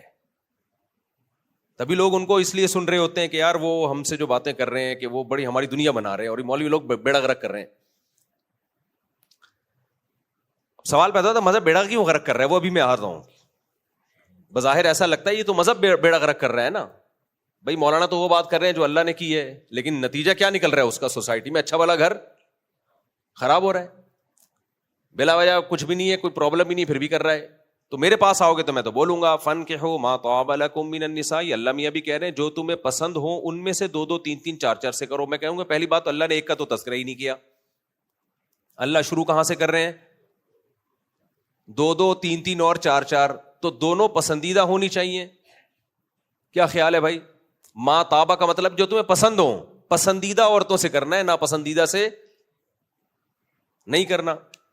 وہ ایک صاحب نے مجھ سے پوچھا لو میرج جائز ہے؟ میں نے کہا نفرت میرج جائز ہے, لو میرج کہاں سے جائز؟ لو کا الٹ ہیٹ میرج. ہاں لویریا میں مبتلا ہونا اور ٹھرکی بن کے لو کے پیچھے بھاگنا یہ حرام ہے, ناجائز ہے. تو تو کہ ایک مشہور ہے نا محبت کی شادیاں ناکام ہوتی ہیں, ایک صاحب نے میرے سامنے کہا پھر نفرت کی کامیاب ہوتی ہوں گی, جسے دیکھ کے نفرت ہو جائے نا وہیں شادی کرو. تو ایسا اسلام تھوڑی ایسی باتیں کہے گا. خیر, تو میں آپ سے کیا کہوں گا بھائی, تمہاری پہلی بہت اچھی ہے, تو اللہ نے کہا جو پسند آئیں پسندیدہ میں سے 2 3 اور 4 سے کرو, سب پسندیدہ ہی ہونی چاہیے. اور اگر تمہارے اندر تپڑ ہی نہیں ہے, بسوں کے پیچھے لکھا ہوتا ہے تپڑ ہے تو پاس کر ورنہ برداشت کر, اگر تپڑ نہیں ہے دونوں کا ہی نہ بیڑا گرک کر دو. بعض دفعہ نہیں تپڑ ہوتا, اب آتے ہیں ایسے لوگ بھی, دوسری شادی کرتے ہی لگڑانے لگے, الائنمنٹ آؤٹ ہو گئی, ڈپریشن میں گئے تو گیپ آ گیا ہڈیوں میں, دوسری کو طلاق دے دی یا پہلی کو طلاق دے دی, دوسری کو لٹکا دیا پہلی کو لٹکا دیا. یہ وہ لوگ ہیں جن کے اندر حوصلہ نہیں ہے. تو ایسے لوگوں کو تو ہم بھی منع کرتے ہیں, جب کوئی آتا ہے نا بے وقوف اس طرح کی باتیں کر رہا ہوتا ہے, میں کہوں تجھ سے نہیں ہو پائے گا. وہ میم چل رہی ہوتی ہے نا, جو کیا ہے اس میں آتا ہے تجھ سے نہ ہو پائے گا, اس کو میں خود کہہ دیتا ہوں تجھ سے نہ ہو پائے گا. تیرے اندر حوصلہ نہیں ہے, تو تپڑ ہے تو پاس کر ورنہ 4 والوں کو دیکھ کے برداشت کر. ٹھیک ہے نہ برداشت کر. تو اب کیا ہے, کوئی بھی کام اللہ کی مدد کے بغیر نہیں ہوتا, لیکن خود بھی تو ہمت کرنی پڑتی ہے نا. تو ایسے کو کے بارے میں اللہ نے فرمایا ان خفتم اللہ تعدلوا فواحدۃ, اگر عدل نہیں کر سکتے, حقوق ادا نہیں کر سکتے, حوصلہ ہی نہیں ہے, تو پھر مجبوری میں کیا رکھو, ایک, وہ بھی پسندیدہ. وہ بھی کیا ہونی چاہیے, پسندیدہ. تو شروع میں ہی اللہ نے شرط لگا دی نا. تو اب کیا ہے, اب جب آپ میرے پاس آئیں گے مشورہ لینے کے لیے, میں چونکہ مذہبی اسکالر ہوں بھائی, میں کوئی نفسیات کا ڈاکٹر نہیں ہوں, تو میں آپ کو کیا کہوں گا, آپ کہو گے میری ہنسی خوشی زندگی گزر رہی ہے, پہلی بیوی بہت اچھی اور اس کے لیے میں بہت اچھا, گھر میں بہاریں ہیں, خوشیاں ہیں, اور بچے بھی ہیں, اولاد بھی ہے, مزے کی زندگی, نہ مجھے کسی سے عشق ہوا, اچھی بھلی زندگی ہے. مفتی صاحب کہیں کسی کو پتہ نہیں کچھ مسئلہ ہوا ہے, مجھے آ کے کہہ رہے ہیں ایک اور کر لو, تو آپ اس کو سمجھاؤ جا کے کیسے کیسے لوگ ہماری سوسائٹی میں پڑے ہوئے ہیں. آپ کا کیا خیال ہے, میں اس کو سمجھاؤں گا؟ میں آپ کو سمجھاؤں, میں یہی آیت پیش کروں گا. بھائی بہت اچھی ہے ماشاء اللہ, اللہ ہماری بھابھی کو اور اچھا بنائے, آپ دونوں میں اور محبت بڑھائے, ایک اور کر لے تاکہ ایسی ہی اچھی ایک اور آ جائے. کیا خیال ہے یار؟ یہ مثال نہیں دوں گا میں. دیکھو جب آپ ہوٹل میں گئے, کڑک سی چائے پی, آپ کہتے ایک اور لیا, کیا خیال, آپ کیا کہتے ہو, ایک دودھ پتی اور. اگر وہ اچھی نہیں ہوئی منگواتے ہو, بولتے یار یہ نہیں, یا تو بیٹھنا ہی نہیں ہے. خواتین دشمن ہو جائیں گی میری, ہمارے گھروں کو برباد کر رہا ہے.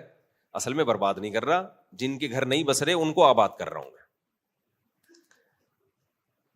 اب مجھے بتاؤ اس سے آپ کی دنیا سنورے گی؟ اچھی بلی زندگی ایک اور گئے, پھر جو پھڈے شروع, پھڈے جھگڑے, لوگ پھر مجھے برا بلا کہیں گے یار اس کے بیان میں بیٹھ کے ہمارا ہنستا بستا گھر برباد. وہی سالے جو دیکھنے میں بالکل بھی سالے نہیں لگتے تھے, اب وہ کیا لگنے لگے ہیں, سالے. جب ایک بیوی ہوتی ہے تو اس کے بھائی سالے لگتے ہی نہیں ہیں, وہ آپ کو رسپیکٹ دے رہے ہوتے ہیں. بہنوئی آئے ہیں, دولہا بھائی آئے ہیں, آئیے بیٹھیے, تشریف لائیے. کیسی عزت ہوتی ہے دولہا کی اور داماد کی.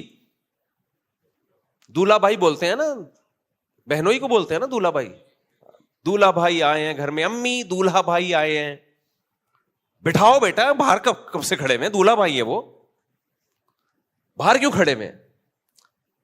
پھر وہ دولہا بھائی کے نخرے دیکھو, مجھے چائے کا نہیں پوچھا, میں گھنٹے سے بیٹھا ہوں, مجھے کسی نے پانی کا نہیں پوچھا, اس گھر میں عزت نہیں ہے, وغیرہ وغیرہ. لیکن یہی دولہا بھائی دوسری کر کے آئے, بیل بجائے میں آیا ہوں. اب دیکھو اس دولہا بھائی کے ساتھ ہوتا کیا ہے. تو آیا کیوں؟ کل ہوا ہے نا, وہ فجر میں نہیں آیا تھا بندہ, دوسری کر کے آیا تھا. بھاگ کے میرے پاس آتے ہیں جیسے میں نے گن پوائنٹ پہ کروائی ہے ان کی. بھائی ہم نے تو مشورہ دیا تھا, اور پرسنلی کسی کو میں کبھی مشورہ نہیں دیتا, یہ ذہن میں رکھو. کبھی ایسا نہیں ہوتا کسی کو بٹھا کے میں بولوں کہ تو دوسری شادی کر خود سے, یہ کبھی نہیں کرتا. میں بتا دیتا ہوں یہ کرنے کا کام ہے, کرنا تو نے اپنی ذمہ داری پہ ہے. اور مجھے کیا پتا تیرے اندر تپڑ ہے بھی کہ نہیں ہے. تو کرے اور نہ سنبھال پائے تو پھر تو گنہگار میں ہوں گا نا. اس لیے مجھے کیا پتا بھائی, میں کسی کو پکڑ کے ایسے مشورہ تو کر لے ایسا نہیں کرتا. میں جنرلی ایک اصول بیان کروں گا, تو جنرلی اس کو بھی پھر میں اصول بیان کروں گا, بھائی تو بھی کر لے, جب سب کر سکتے ہیں تو کیا مریخ سے آیا ہوا ہے؟ اللہ کا حکم سب کے لیے, تو بھی کر لے, تیرے میں ہمت پیدا کر. تو اچھا بھلا جو اس کی اب کیا ہوا, جب اس نے کر لی ہے تو اب سسرال جا رہا ہے, تو چائے کا پوچھنا تو دور کی بات, گھر میں گھسنے نہیں دے رہے. بیگم نے یہاں آنکھیں رکھ لی, ایک ہنگامے, لڑائی جھگڑے, گالیاں. ایک آدمی کہتا ہے میرے سسر جب میں جاتا تھا احترام میں کھڑے ہوتے تھے, مجھے بتا رہا ہے اپنی کہانی, میرے جوتوں پہ کہتے کئی دفعہ کپڑا مار دیا کرتے تھے, اتنی عزت دیتے تھے. کہہ رہے جب ہم نے دوسری کی ہے ایسی موٹی موٹی گالیاں میں نے اپنے سسر سے سنی ہے. انور مقصود نے معین اختر سے پوچھا نا کہ آپ کے ماموں کیا کرتے ہیں, اس نے کہا گالیاں دیتے ہیں. کراچی کے حالات کی وجہ سے اب صبح شام کیا کرتے ہیں, گالیاں. تو کہہ رہے وہ ماموں نے گھر میں رہتے ہیں تو نلکا کھولو تو پانی نہیں آتا, تو نلکے کو گالیاں. جو کراچی ہے نا اس میں آدمی حالات کی وجہ سے ایسا ہو جاتا ہے کراچی میں. کہہ رہے نلکا کھولو پانی نہیں آئے تو کس کو گالیاں, نلکے کو گالیاں, پنکھے کو گالیاں, بٹن دبایا پنکھا نہیں چل رہا, پنکھے کو گالیاں. لوگ یہی کر رہے ہوتے ہیں. میں نے ایک دفعہ میرے پاس تھی کاواساکی GTO 125. ہمارے شوق ہمیشہ سے اسٹائلش رہے ہیں, بھلے جیب میں پیسہ ہو نہ ہو, شوق ہم نے اعلیٰ رکھے ہیں. تو جتنے آتے تھے نا ایسی لگژری چیزوں میں ہی, اللہ معاف فرمائے, ہم نے کہا بھائی سواری اچھی ہو, خوراک اچھی ہو, تو بچائے نہیں. تو میں نے وہ GTO 125 خریدی, پرانا ماڈل تھا, تو میں نے اس پہ کام کروایا نا, نیا کلر کروایا ٹینکی پہ. تو کسی کو ٹھیکہ دیا کہ یار تو اس پہ اچھا کلر کروانا, میٹالک کلر. اس نے کلر تو کیا, ایسا کیا کہ پتہ نہیں کیا کیا, وہ اس کی جو ٹینکی ہے وہ ٹیڑھی ہو گئی یا کلر ٹیڑھا ہو گیا, مجھے یاد نہیں, بہت پرانا واقعہ ہے. تو جس بندے کے ذمہ میں نے کام لگایا تھا, میں نے تو آرام سے اس سے پوچھا, میں نے کہا یار یہ تمہیں میں نے بولا تھا اس کی نگرانی کرو. تو وہ میرے سامنے گیا, ریڈیو پاکستان نہیں ہے جہاں یہ بائکوں کا کام ہوتا ہے, تو کلر والے کو جا کے گالیاں دینے کے بجائے میری بائک کی ٹینکی کو گالیاں دے رہے ہیں. غصے میں گالیاں کس کو دے رہے, بائک کی ٹینکی کو اور بائک کو. اب وہ گالیاں تو اب چھاؤں میں کبھی آؤ گے تو بتا سکتا ہوں میں. کہہ رہے اس کا یعنی بتانا چاہ رہا ہے کہ اس بے غیرت کے ساتھ تم نے ایسا کیا کیوں ہے. میں حیران تھا, بھائی گالیاں تو ادھر بنتی ہیں, وہ اصل میں دے اسی کو رہا ہے, وہ ٹینکی سے ٹکرا کے کہاں جا رہی ہیں, جا ادھر کو رہی ہیں, لیکن براہ راست دے نہیں سکتا تھا اس کو, لڑائی نہ ہو کچھ بھی. تو وہ ساری گالیاں کس کو دے رہا ہے, ٹینکی کو. مثال کے طور پر کہ بھائی اس بے غیرت ٹینکی کے ساتھ تو نے یہ کیا کیا ہے, اس کا یوں جو بھی. اب گالیاں بڑی موٹی موٹی تگڑی جو رمضان میں دی نہیں جا سکتی. تو میں نے فرض کر لیا, میں نے کہا یہ ٹکرا کے کہاں جا رہی ہیں, یہ ٹکرا کے اس کو لگ رہی ہوں گی. تو کراچی کے حالات ایسے ہیں, مزدور کو کام بولو وہ کام صحیح. ہمارے ایک جاننے والے تھے, تو مزدور سے کام کروایا, اس نے چھجا ٹیڑھا کر دیا گھر کا نا, سریا وریا ڈال کے چھجا ہی ٹیڑھا. تو چھجے کو گالیاں, مزدور کو الگ گالیاں, چھجے کو الگ گالیاں. تو انور مقصود کے جو کلپ تھا نا, اس میں معین اختر نے جو کہا کہ میرے ماموں نلکے کو گالیاں دیتے ہیں, وہ بالکل ٹھیک ہے. ایسے موقع پہ لوگ جو چیز سامنے آئے گی اس کو گالیاں دیتے ہیں. تو کہتے ہیں پولیس والے آ گئے نا, مکان کا کرایہ نہیں دیا, تو پولیس والوں کو گالیاں کہہ رہے ہیں, اور پولیس والوں کے ایسے ایسے پارٹس کو گالیاں کہ پولیس والے میرے پاس آ کے پوچھ رہے بھائی یہ والے پارٹس باڈی میں کہاں ہوتے ہیں, یہ والے پارٹس باڈی میں کہاں ہوتے ہیں. کہہ رہے ہیں یہ تو مجھے بھی نہیں پتا کہ یہ کون سے پارٹس ہیں بھائی. تو یہ کراچی کے حالات ہیں, تھوڑے دن آدمی یہاں رہتا ہے تو وہ گالیاں سیکھ جاتا ہے. تو جب آپ کی دوسری ہوتی ہے, تو وہ جن صاحب نے مجھے بتایا, کہتے ہیں میرے سسر احترام میں کھڑے ہوتے تھے, تو وہ مجھے اب کیا دینے پہ آ گئے, گالیاں. سسر کی طرف سے الگ گالیاں, سالوں کی طرف سے الگ گالیاں, بیگم کی طرف سے الگ گالیاں, گھر میں گالیوں کا ماحول. تو آپ کا کیا خیال ہے, نفسیات کا ڈاکٹر اس کو پروموٹ کرے گا؟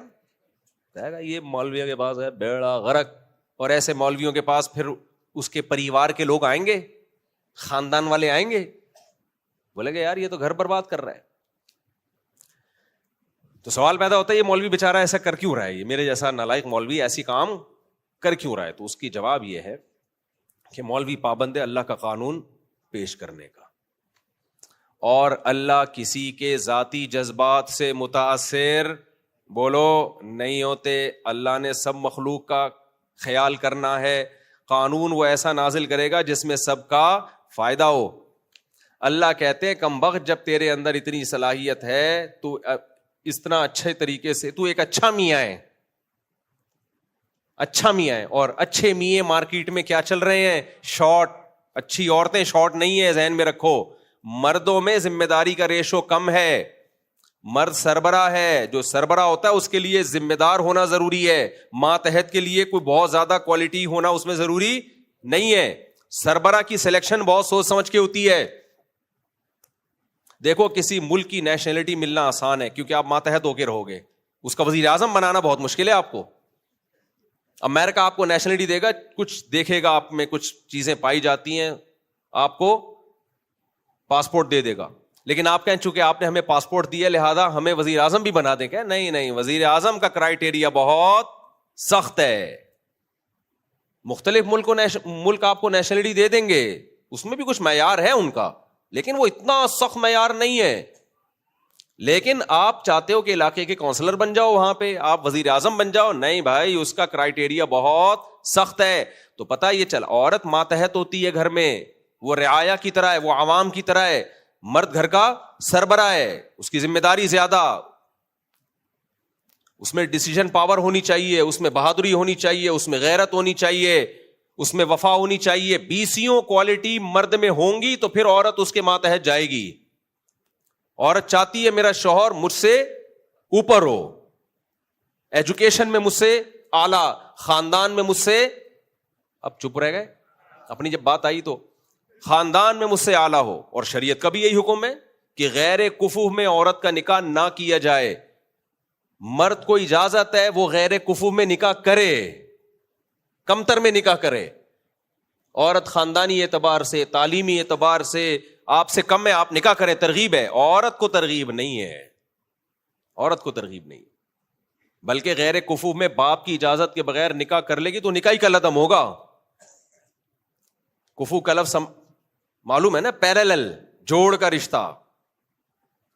جو لڑکا 8ویں کا بھاگا ہوا ہے وہ PhD اسکالر کا ہم پلہ اور کفو بولو نہیں ہو سکتا.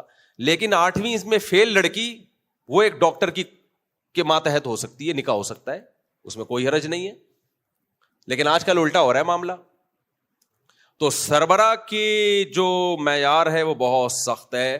تو اس لیے اسلام نے کہا کہ مرد چونکہ سربراہ ہے اور سربراہ کی کوالٹی چند لوگوں میں ہی ہوتی ہے, تو مرد اور عورت کا گروتھ ریشو اگر برابر بھی ہو تو سارے مرد نکاح کے قابل اللہ نے پیدا کیے نہیں ہے. کچھ لوگوں کو کنوارا رہنے کے لیے, چرس پینے کے لیے, ہیروئن پینے کے لیے, شراب پینے کے لیے, کرمنل ایکٹیویٹی کے لیے, کچھ شیطان کا بھی تو کچھ کام ہوگا نا اس میں, جبکہ یہ اخلاقی بیماریاں عورتوں میں ان کا ریشو کم ہے. تو اس لیے نکاح کے قابل مرد مارکیٹ میں تھوڑے ہی ہوتے ہیں. اگر مرد کو 4 کی اجازت نہ دی جائے, ترغیب نہ دی جائے, تو عورتیں مجبور ہوں گی کم تر نیچ لوگوں سے نکاح کرنے پر. اعلیٰ خاندان کی ہوگی, پڑھی لکھی ہوگی, جائے گی میٹرک بھگوڑے میں, تو پھر طلاقیں ہوں گی جو کہ ہو رہی ہیں. سمجھ میں آ رہی ہے بات کہ نہیں آ رہی ہے؟ پھر کیا ہوں گی؟ آج تو میں تو خود نکاح پڑھاتا ہوں, ڈاکٹر لڑکیوں کے میٹرک والوں سے نکاح پڑھا رہا ہوں میں. وہ بھی پتہ نہیں ہوتا کم وقت نے میٹرک کیا بھی ہے کہ نہیں کیا. مجھے تو لگتا ہے 8ویں پڑھ کے چھوڑ کے بھاگ گیا تھا. تو جب سوسائٹی میں زیادہ شادی کا رواج ہوگا تو عورت کے پاس آپشن بڑھ جائے گا. وہ مجبور نہیں ہوگی کسی کنوارے سے نکاح کرنے پر. اس کو پتا ہے یہ کنوارا 8ویں پاس ہے, نا نا نا نا نا, میں ڈاکٹر ہوں, مجھے ڈاکٹر چاہیے, وہ فلاں ڈاکٹر آ خان کا بڑا سینئر ڈاکٹر ہے, ایک ہو گئی کوئی بات نہیں, ابھی میرے پاس آپشن ختم نہیں ہوا, دوسری بیوی بن سکتی ہے, تیسری بن سکتی ہے, چوتھی بن سکتی ہے. تو اس کا فائدہ مرد نہیں اٹھائے گا. مرد کو تو ڈاکٹر منع کرے گا کہ کیا کر رہا ہے, گالیاں کھا رہا ہے نا, وہی سسر جو بوٹ پالش کرتے تھے وہی گالیاں دے رہے ہیں, وہی رشتے دار جو بہنوئی اور داماد کو بٹھا کے چائے پلایا کرتے تھے وہ گلی محلے کے کتے چھوڑ رہے ہیں. اس کا تو بیڑا غرق ہو رہا ہے. فائدہ کس کو ہو رہا ہے؟ اس دوسری کو فائدہ ہو رہا ہے جس پہ کہ اس کو بھی گھر مل گیا. میں ایسے لوگ جانتا ہوں, ڈیفینس میں, کلفٹن میں بہت ہیں, بڑے بڑے کروڑ پتی لوگ ہیں. اب آپ تحقیق نہ شروع کر دیں, کتنوں کی شادی ہم کرا چکے ہیں, دوسری تیسری, کتنوں کی, اور ان کی بیویاں انتہائی غریب خاندانوں کی عیش کر رہی ہیں اپنے شوہر کے پاس. سمجھ رہے ہو کہ نہیں سمجھ رہے؟ 15-20 سال پہلے ایک ڈیفینس کے تاجر تھے ہمارے جاننے والے, میرے پاس آئے, کہنے لگے یار میرا گھر بہت اچھی زندگی ہے میری, بالکل خوش باش, بچے بھی ہیں, تو آپ کیا مجھے بھی ترغیب دو گے دوسری کی؟ میں نے کہا ضرور. تو پھر میں نے کہا کسی طلاق یافتہ سے کرو, زیادہ بہتر ہے. ایک طلاق یافتہ غریب لڑکی جس کے بچے بھی 2, تو ان کو وہ پسند آ گئی. میرے سے مشورہ کیا, میں نے کہا کر لو. تو وہ گئے اپنے پیر و مرشد, کسی سے بیعت تھے وہ, ان سے مشورہ کیا. انہوں نے کہا ہرگز یہ کام نہیں کرنا, زندگی تمہاری اچھی بھلی گزر رہی ہے, چوڑے میں آ جاؤ گے بلا وجہ. میرے پاس آئے دوبارہ. میں ان کے پیر و مرشد کو برا نہیں کہتا, ان کی جتنا ان کا علم تھا یا پوری توجہ ہر ایک کی طرف, ہر بات کی طرف نہیں ہوتی. تو میرے پاس آئے, میں نے کہا مجھے ایک بات بتاؤ, وہ جو طلاق یافتہ غریب لڑکی جس سے آپ شادی کر رہے ہو, اگر وہ آپ کے پیر و مرشد کی بیٹی ہوتی اور پھر آپ جیسے کروڑ پتی اور جوان بھی, صرف کروڑ پتی نہیں, جوان بھی ہے, ہینڈسم بھی ہے, پیسے والا بھی ہے, زیادہ ڈیٹیل میں جاؤں گا تو پھر پکڑا جائے گا. تو میں نے کہا کہ اگر ان پیر صاحب کی بیٹی ہوتی, تو اگر پیر صاحب نہ کرتے آپ سے اپنی بیٹی کی شادی تو بیٹی پہ ظلم ہوتا. بیٹی کہتی ابا آج میرے پاس ایک آپشن آیا تھا, ایک جوان لڑکا مل رہا ہے مجھے جو پیسے والا بھی ہے, جو مجھے بہت ہائی اسٹینڈرڈ کی لائف دے سکتا ہے. تو اگر منع کرتے تو یہ بیٹی پہ ظلم ہوتا, اور اگر منع نہ کرتے تو سوال پیدا ہوتا ہے اپنی بیٹیوں کے لیے اصول کچھ اور, دوسروں کی بیٹیوں کے لیے اصول کچھ اور. پیر صاحب اپنی بیٹی پہ تو دوسری پہ راضی ہو گئے اور اپنے مرید کو کسی کی بیٹی سے شادی نہیں کرنے دے رہے, تو یہ تو پیر ہی غلط ہے. اس کو تو منگل ہونا چاہیے پیر کے بجائے. کیا خیال ہے بھائی؟ میں نے کہا پیر صاحب سے بدگمان نہ ہو, پیر اچھے آدمی تھے, کوئی برے نہیں تھے. میں نے کہا نہیں ہوتا, ہر ایک کا دماغ ہر چیز کی طرف نہیں جاتا. ہم لوگ چونکہ ہندوؤں کے ساتھ اتنا ٹائم ہم نے گزارا ہے کہ ہمارے اندر لاشعوری طور پر وہ والے جراثیم آ گئے. تو وہ ایک دم سمجھ گیا, بھائی یار بات تو معقول ہے. کہہ رہے پھر نکاح ہی آپ پڑھائیں. میں نے کہا پڑھا دیتے ہیں نکاح. الحمدللہ 15-20 سال ہو گئے ان کی شادی کو. الگ فلیٹ لے کے دے دیا, بیگم کو گاڑی بھی لے کے دے دی, بیگم کی ٹھیک ٹھاک جیب خرچی بھی, بولو ٹھیک ٹھاک جیب خرچی, اور اولاد بھی ہو گئی اس سے. تو اب مجھے ایک بات بتاؤ, وہ نفسیاتی ڈاکٹر کی تو ایسی کی تیسی ہو گئی نا, جو نفسیات کے ڈاکٹر, ٹھیک ہے ٹینشن اٹھائی اس آدمی نے, ٹینشن تو ہوئی نا, کچھ نہ کچھ تو زندگی میں بھونچال آئے, جب پتا چلا تو کچھ ڈنڈے بھی برسے ہوں گے, مارا پیٹا بھی گیا ہوگا, الائنمنٹ بھی تھوڑی سی آؤٹ ہوئی ہوگی, بہت کچھ ہوا ہوگا. کوئی اگر نفسیات کا ڈاکٹر ہے وہ تو کہے گا یار یہ مولویوں نے مروا دیا. کچھ دن پہلے ایک نفسیات کے ڈاکٹر کا کلپ آیا کہ دوسری شادی کرنے سے یہ ہوتا ہے, بیوی پہ یہ فلانا. میں نے کہا یہ صرف اس آدمی کی نفسیات کو فوکس کر رہے ہیں جو 20 لاکھوں خواتین کا کی دماغ ڈپریشن میں جا کے زندگیاں تباہ ہو رہی ہیں. اس ڈاکٹر کو ان سے کوئی غرض نہیں ہے. یہ فرق ہے اللہ کے قانون میں اور انسانوں کے قانون میں. سمجھتا ہے کہ نہیں سمجھتا ہے؟ تو یہ جو ڈیفنس کا میں نے ایک واقعہ سنایا, ایسے ایک نہیں ہے, میں چاہوں تو اس پہ کتابیں لکھ سکتا ہوں, اتنے واقعات ہیں. کتنی خواتین کا گھر بس گیا ہے. اگر یہ نہ ہوتا وہ زنا کی طرف جاتی. تو یہ فرق ہے میرے بھائی اللہ کے قانون میں. سمجھتے ہو کہ نہیں سمجھتے؟ تو وہ ٹھیک ہے ٹینشن اٹھاؤ. ہمارے پاس لوگ آتے ہیں 2 شادیوں میں یہ نقصان, کوئی بات نہیں یار. جب اللہ کی راہ میں جہاد کرنا فرض ہوتا ہے تو جہاد کرتے ہیں کہ نہیں کرتے؟ تو کیا کوئی نفسیات کا ڈاکٹر کیا کہے گا لڑو؟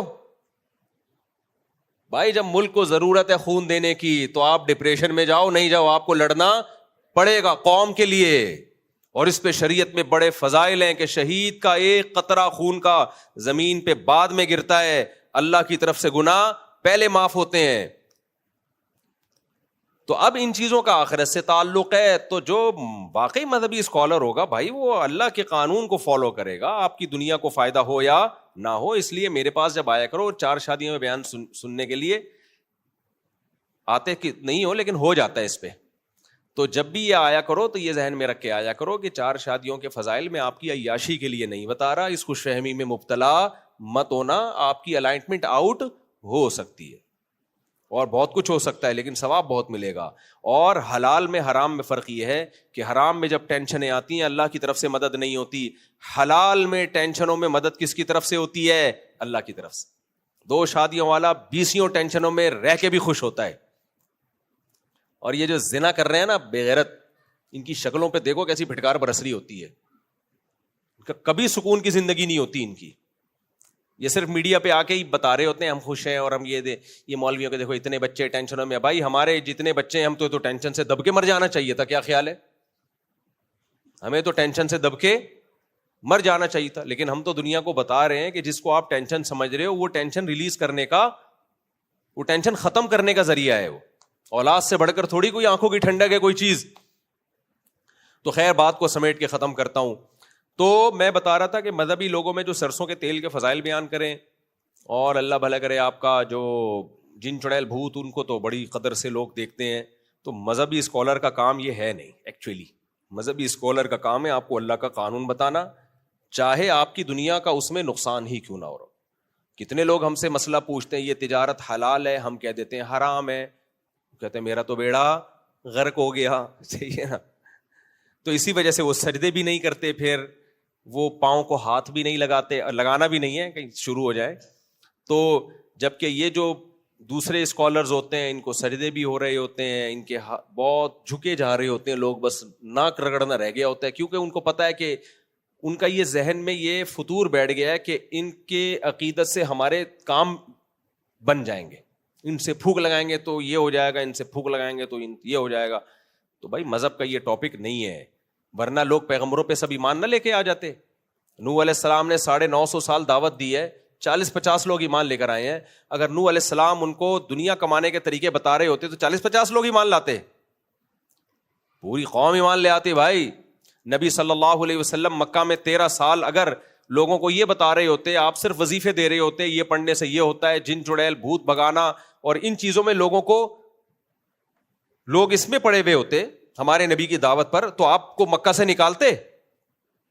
نہ نہ نہ، آپ جو آئے قوم کے خلاف. یہ چھوڑ دو ان بتوں کی عبادت. لوگ کہتے اس سے تو ہم جب مذہب باپ دادا کا چھوڑیں گے تو رشتہ داری ٹوٹے گی. توڑ دو بھائی. بلال حبشی ایمان لے کر آئے تو گرم ریت پہ لٹایا جاتا تھا ان کو. خباب ابن ارت ایمان لے کر آئے، گرم کوئلوں پہ لٹایا جاتا تھا ان کو. تو مذہب کا جو ٹاپک ہے وہ سرسوں کے تیل کے فضائل بولو نہیں ہے، وہ گنجے کے سر پہ بال نکالنا بولو نہیں ہے، وہ کرونا کے کہوے کہ کووڈ میں یہ والا کہوا پیئیں یہ والا کہوا پیئیں یہ نہیں ہے، جن چڑیل بھوت بھگانا منہ سے نہیں ہے.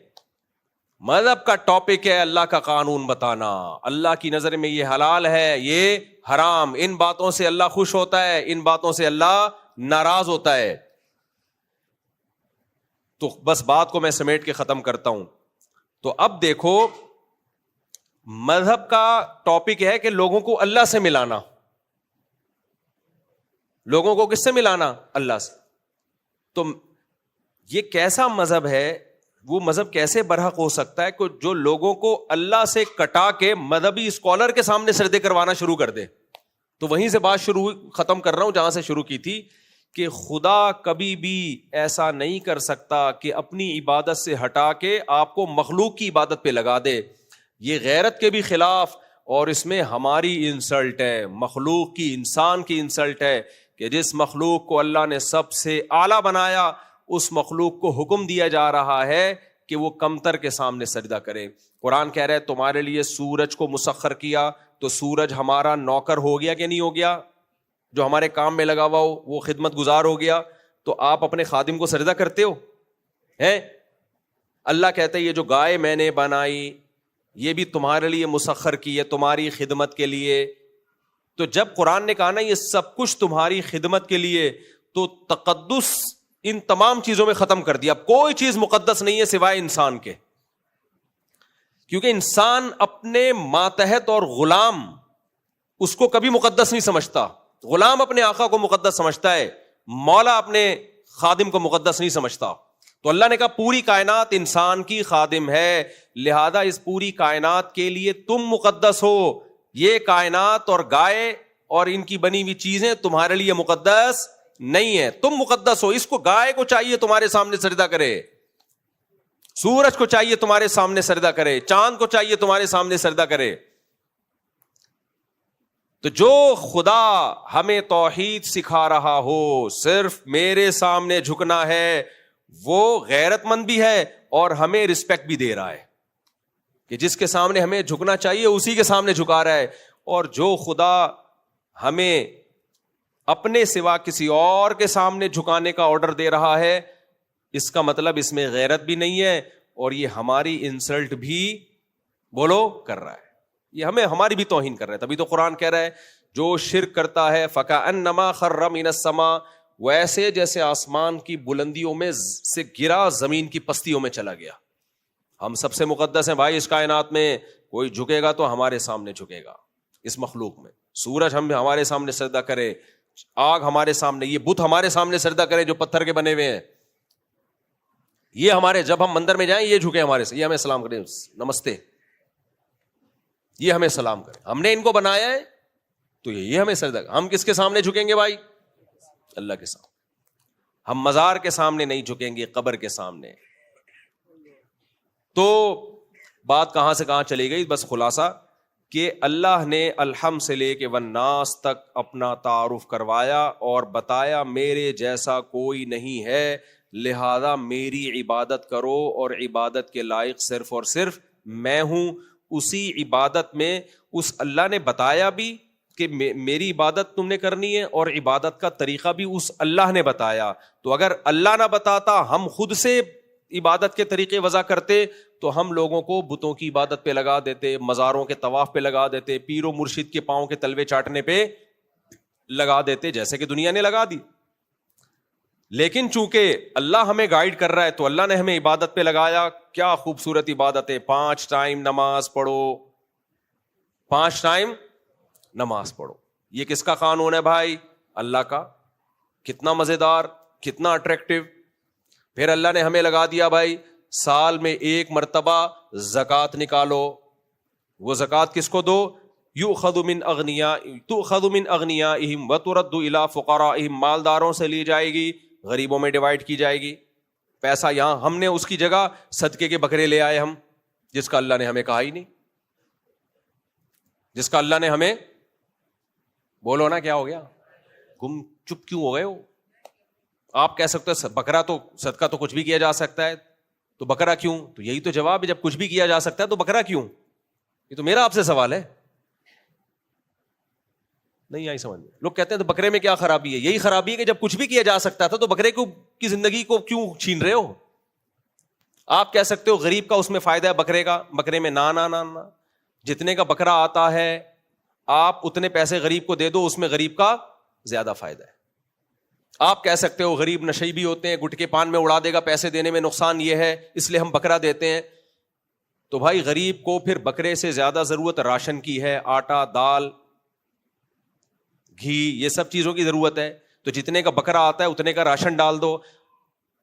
آپ کہہ سکتے ہو نہیں وہ راشن کو جو ہے نا وہ کھائے گا تو وہ کیٹو ڈائٹ کا آج کل ڈاکٹر بہت مشورہ دے رہے ہیں, تو ہم چاہتے ہیں پروٹین والی غذا کھلائی جائے, اس کو بکرا کھلایا جائے.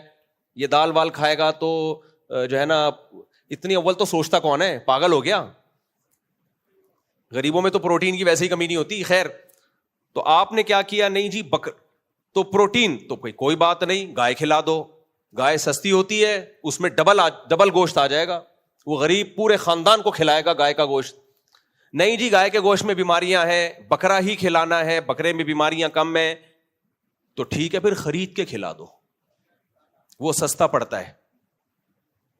سمجھ رہے ہو, پورا بکرا مہنگا پڑتا ہے, دکان سے خرید کے سستا. نہیں جی بکرا ہی کاٹنا, اس کا مطلب تمہارا دماغ خراب ہو گیا ہے. پھر تمہیں تمہاری گوٹ سوئی اٹک گئی ہے بکرے پہ آ کے. یہ جاہلانہ عقیدہ ہے کہ بکرا کا خون گرے گا تو بلائیں ٹلیں گی. نا نا نا نا نا. اسلام میں جانور قربان کرنا صرف بقرہ عید میں اور عقیقے میں اور حج میں دم کے موقع پر عبادت ہے. اس کے علاوہ جانور حلال کرنا گوشت کے لیے تو ٹھیک ہے, ورنہ کوئی عبادت نہیں ہے. نہ یہ اس سے بلائیں ٹلتی ہیں, اس سے بکرا ٹل گیا بیچارہ. تو پھر بقرہ عید کا کیا مقصد ہوا بھائی؟ دیکھو فقہا مسئلہ بیان کرتے ہیں اور یہ قرآن و سنت ہی سے اخذ کیا ہے. آپ نے قربانی کا جانور باندھا ہوا تھا, 3 دن تک ذبح نہیں کیا, تیسرے دن کا سورج غروب ہو گیا, اب قربانی کا آپشن ختم, اب نہیں ہے. اب اس کو صدقہ کر دو, پورا گائے پکڑا دو کسی کو, کیونکہ وہ قربانی کے 3 دن ہی تھے, وہ ختم. اب یہ آپشن ختم. ہم نے پورے سال صدقے کے بکروں کے آپشن رکھے ہوئے.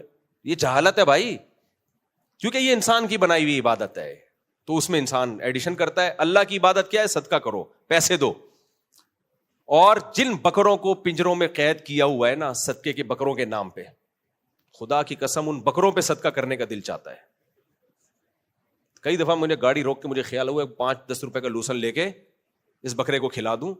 تو بھی تو اللہ کی مخلوق ہے نا, تو کوئی کالی مرغی, کوئی کالا بکرا, کوئی سفید بکرا, کچھ بھی نہیں ہے بھائی. غریب کو راشن دے دو, پیسے دے دو. گوشت کھلانا ہے تو دکان سے خرید کے گوشت دے دو, بکروں کو بھیٹ مت چڑھاؤ. تو زکوٰۃ ہے اسلام میں. تو پھر اسلام میں روزہ ہے, کتنی خوبصورت عبادت ہے یا نہیں ہے؟ اسلام نے روزہ پتہ ہے کیوں مشروع کیا؟ یہ بتانے کے لیے کہ اللہ کو کم کھانا پسند ہے. محرم کی دیگیں, ربیع الاول کے حلوے, شب برات کے حلوے, لڈو, مٹھائیاں, یہ اللہ کو پسند نہیں ہے. ہر وہ چیز جو موٹاپا لائے, صحیح بخاری کی حدیث ہے, نبی نے موٹاپے کو سخت ناپسند کیا ہے. ناپسند نہیں بلکہ سخت. ایک تو نیچرل قدرت کی طرف سے ہو, وہ ایک الگ بات ہے. وہ موٹاپا جو کھا کھا کے ہو. ہم نے ظلم یہ کیا, ایک تو کھایا بھی اور اس پہ مذہب کا لیبل بھی لگا دیا. ابے یہ تو شریعت کے کھاتے میں کیوں ڈال رہے ہو؟ کھاؤ یار, جائیدادیں کھا جاؤ آپ, لیکن شریعت کا لیبل تو نہیں لگاؤ نا. ہم مٹھائیاں پھوڑ پھاڑ کے موٹے ہوتے جا رہے ہیں اور کہتے ہیں میٹھا کھانا سنت ہے. کھانے کے بعد میٹھا کھا رہے ہیں, کھانے کے بعد میٹھا کھانا سنت ہے. کھانا کھانا ہی سنت نہیں ہے, بھوکا رہنا سنت ہے. بھوکا رہنا سنت ہے میرے بھائی. حضرت عائشہ کی حدیث ہے اور بھی بخاری کی حدیثوں, صحیح حدیثوں سے پتہ چلتا ہے نبی نے دنیا کی صرف ایک چیز کثرت سے رکھی ہے, بیویاں, بس. اس کے علاوہ آپ دنیا کی نعمتوں کی طرف بولو نہیں گئے.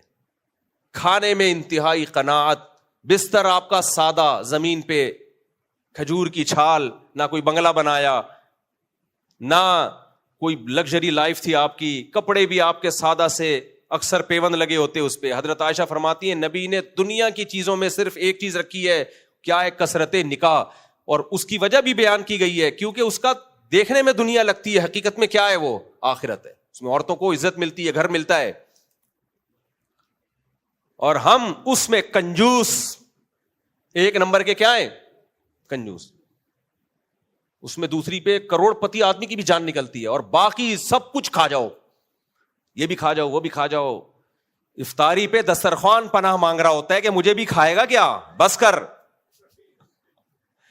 ایک بدعتی مولانا صاحب تھے نا, بس یہ آج رمضان میں 2 منٹ لے لوں, ایک چٹکلا ہے, بڑا فریش ہو جاؤ گے آپ لوگ. ایسے بھی کون سا کچھ کھانا کھانا ہے آپ لوگوں نے گھر جا کے, ابھی کیا کرنا ہے, روزہ ہے تو سوکھے سوکھے آئے اور سوکھے سوکھے جاؤ. ایک بدعتی مولانا جو یہ بھی کھانا سنت, یہ بھی کھانا سنت, یہ بھی کھانا سنت, وہ بھی کھانا سنت, فلانا کھانا بھی سنت, تو کھا کھا کے نا انتقال ہو گیا ان کا.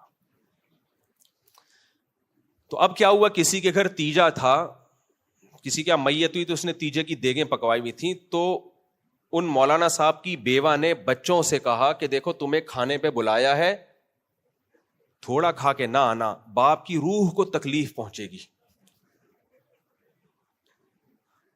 کہ جو چیز میری موت کا سبب بنی, میرے بچے اس میں کنجوسی کر رہے ہیں. ہمارے نانا مسجد کے امام تھے, اللہ ان کی مغفرت فرمائے, 99 سال کی عمر میں فوت ہوئے وہ, اور 95 سال تک کھڑے ہو کر تراویاں پڑھتے تھے ماشاءاللہ. تو ایسا لمبا قد, گورے چٹے, بڑے, اللہ نے ایک پرسنالٹی تھی, اللہ ان کی مغفرت کرے. اور سخاوت بہت ماشاءاللہ. جو سخی لوگ ہوتے ہیں وہ دل بڑا ہوتا ہے, زندہ رہ لیتے ہیں. کنجوس آدمی تو ٹھٹک وہ جو ہے نا وہ دل تنگ ہوتے ہوتے ہی مر جاتا ہے کہ یہ یہاں چلے گئے یہاں چلے گئے. تو سخی لوگ زیادہ زندہ رہ لیتے ہیں. تو وہ یہ واقعہ سنایا کرتے تھے بھی مزاحیہ بہت, موٹے نہیں تھے وہ بھی, دبلے تھے لمبے. تو وہ یہ واقعہ سنایا کرتے تھے, کہتے تھے ایک بدعتی مولوی تھے, خوش مزاج تھے, تو خوش مزاج ہونے کی وجہ سے بھی اللہ نے لمبی عمر دے دی ہوگی. تو وہ یہ سناتے تھے کہ ہم چھوٹے بچے تھے, ہمیں بٹھا کے نا کہ دیکھو ایک بدعتی مولانا تھا, کھا کھا کے مر گیا.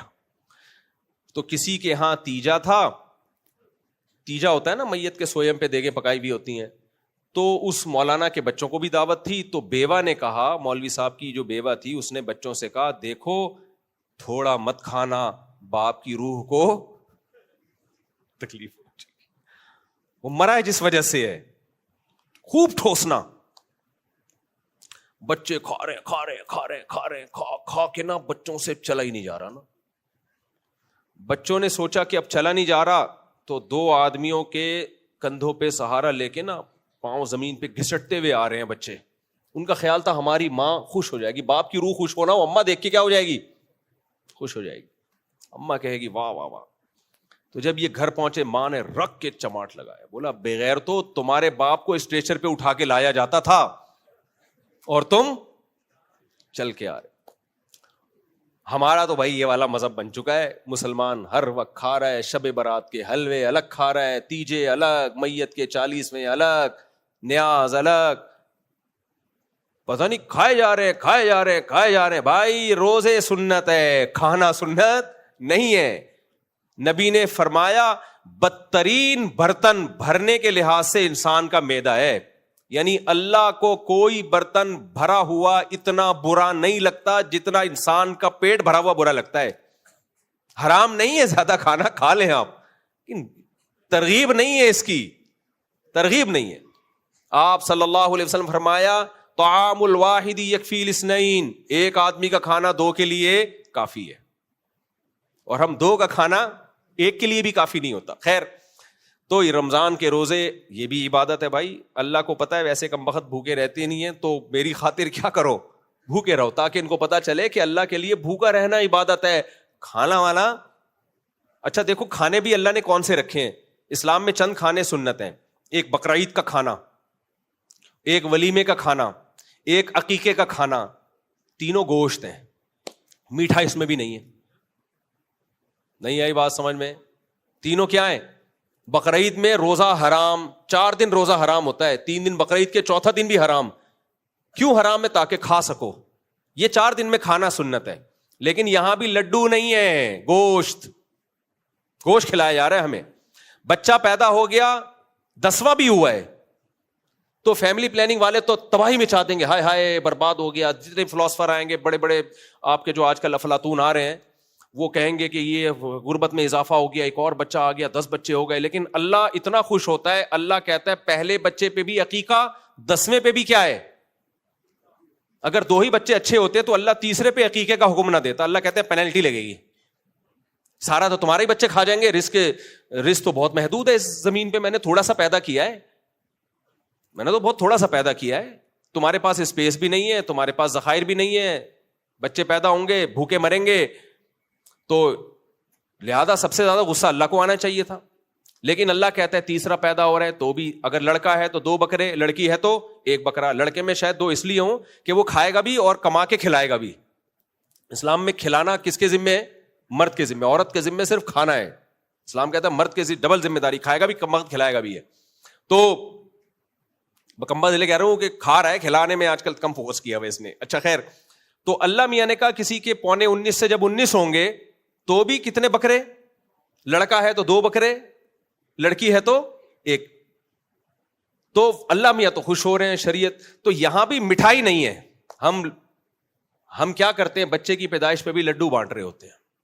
میٹھا ہے ہی نہیں بھائی, میٹھا اگر ہے تو کھجور ہے. تو اس میں بھی شریعت نے بکرا, 2 بکرے یا 2 دمبے یا گائے کے 2 حصے, وہاں بھی گوشت جو موٹاپا نہیں لاتا. اور ولیمے میں کیا ہے, ولیمہ کسی بھی چیز سے کر سکتے ہیں, لیکن حدیث میں جو صراحتاً ترغیب ہے اولم ولو بشاتن, ولیمہ کرو اگرچہ 1 بکری ہی کاٹ دو, اس میں ولیمہ کرو اگرچہ 1 بکری. تو وہاں بھی بکرا آ گیا میرے بھائی.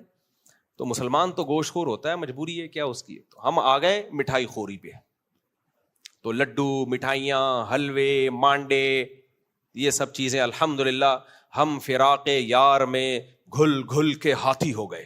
یار کہتے ہیں محبوب کو, فراق کا معنی جدائی, تو ہم محبوب کی جدائی میں نبی کے غم میں گھل گھل کے دبلے ہونے کے بجائے کیا ہو گئے, ہاتھی ہو گئے. اللہ کی محبت میں آج مسلمان دبلے ہونے کے بجائے کیا ہو رہا ہے, موٹا ہو رہا ہے. ہم فراق یار میں گھل گھل کے ہاتھی ہو گئے, اتنے گھلے رستم کے ساتھی ہو گئے, رستم پہلوان کے دوست بن گئے ہم لوگ.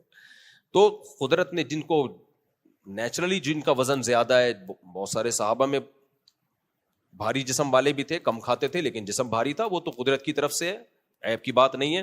وہ موٹاپا اسلام میں پسندیدہ نہیں ہے جو کھا کھا کے آیا ہو. تو رمضان ہمیں کم کھانے کی عادت ڈالتا ہے. تو لیکن افسوس کی بات یہ ہے کہ رمضان سے پہلے اگر جس کا وزن 70 کلو تھا تو رمضان کے بعد وہ کم ہونے کے بجائے 170 کلو کا ہو جاتا ہے. وہ اس میں صرف 100 کلو کا اضافہ ہوتا ہے, زیادہ نہیں ہوتا. تو بھائی کنٹرولنگ پاور بڑھاؤ رمضان میں, گناہ سے بچنے کی طاقت بھی بڑھے اور کھانے پہ کنٹرول کی طاقت بھی بڑھے. اللہ تعالی ہمیں سمجھنے کی, عمل کی توفیق عطا فرمائے. وعلیکم السلام. اچھا بھائی, میرا سوال یہ ہے کہ کیا نام کو پھاڑ دینے سے اس کی تاثیر ختم ہو جاتی ہے؟ ہمارے آفس میں بہت سے ایسی دستاویز ہوتی ہیں جنہیں پھاڑنے کی ضرورت پیش آ جاتی ہے, جس پر اردو اور انگلش میں نام بھی لکھے ہوتے ہیں. پھاڑ کے پھینک دیا کرو میرے بھائی. آفس میں اور بھی کوئی غم ہے زمانے میں, اس لیے کاغذ نہیں پھاڑنا کہ اس پہ نام ہوگا تو نام پڑ جائے گا, تو یہ وہ نہ پڑ جائے کہیں جس کا نام ہے. تو ایسے تو وہمی بنو گے.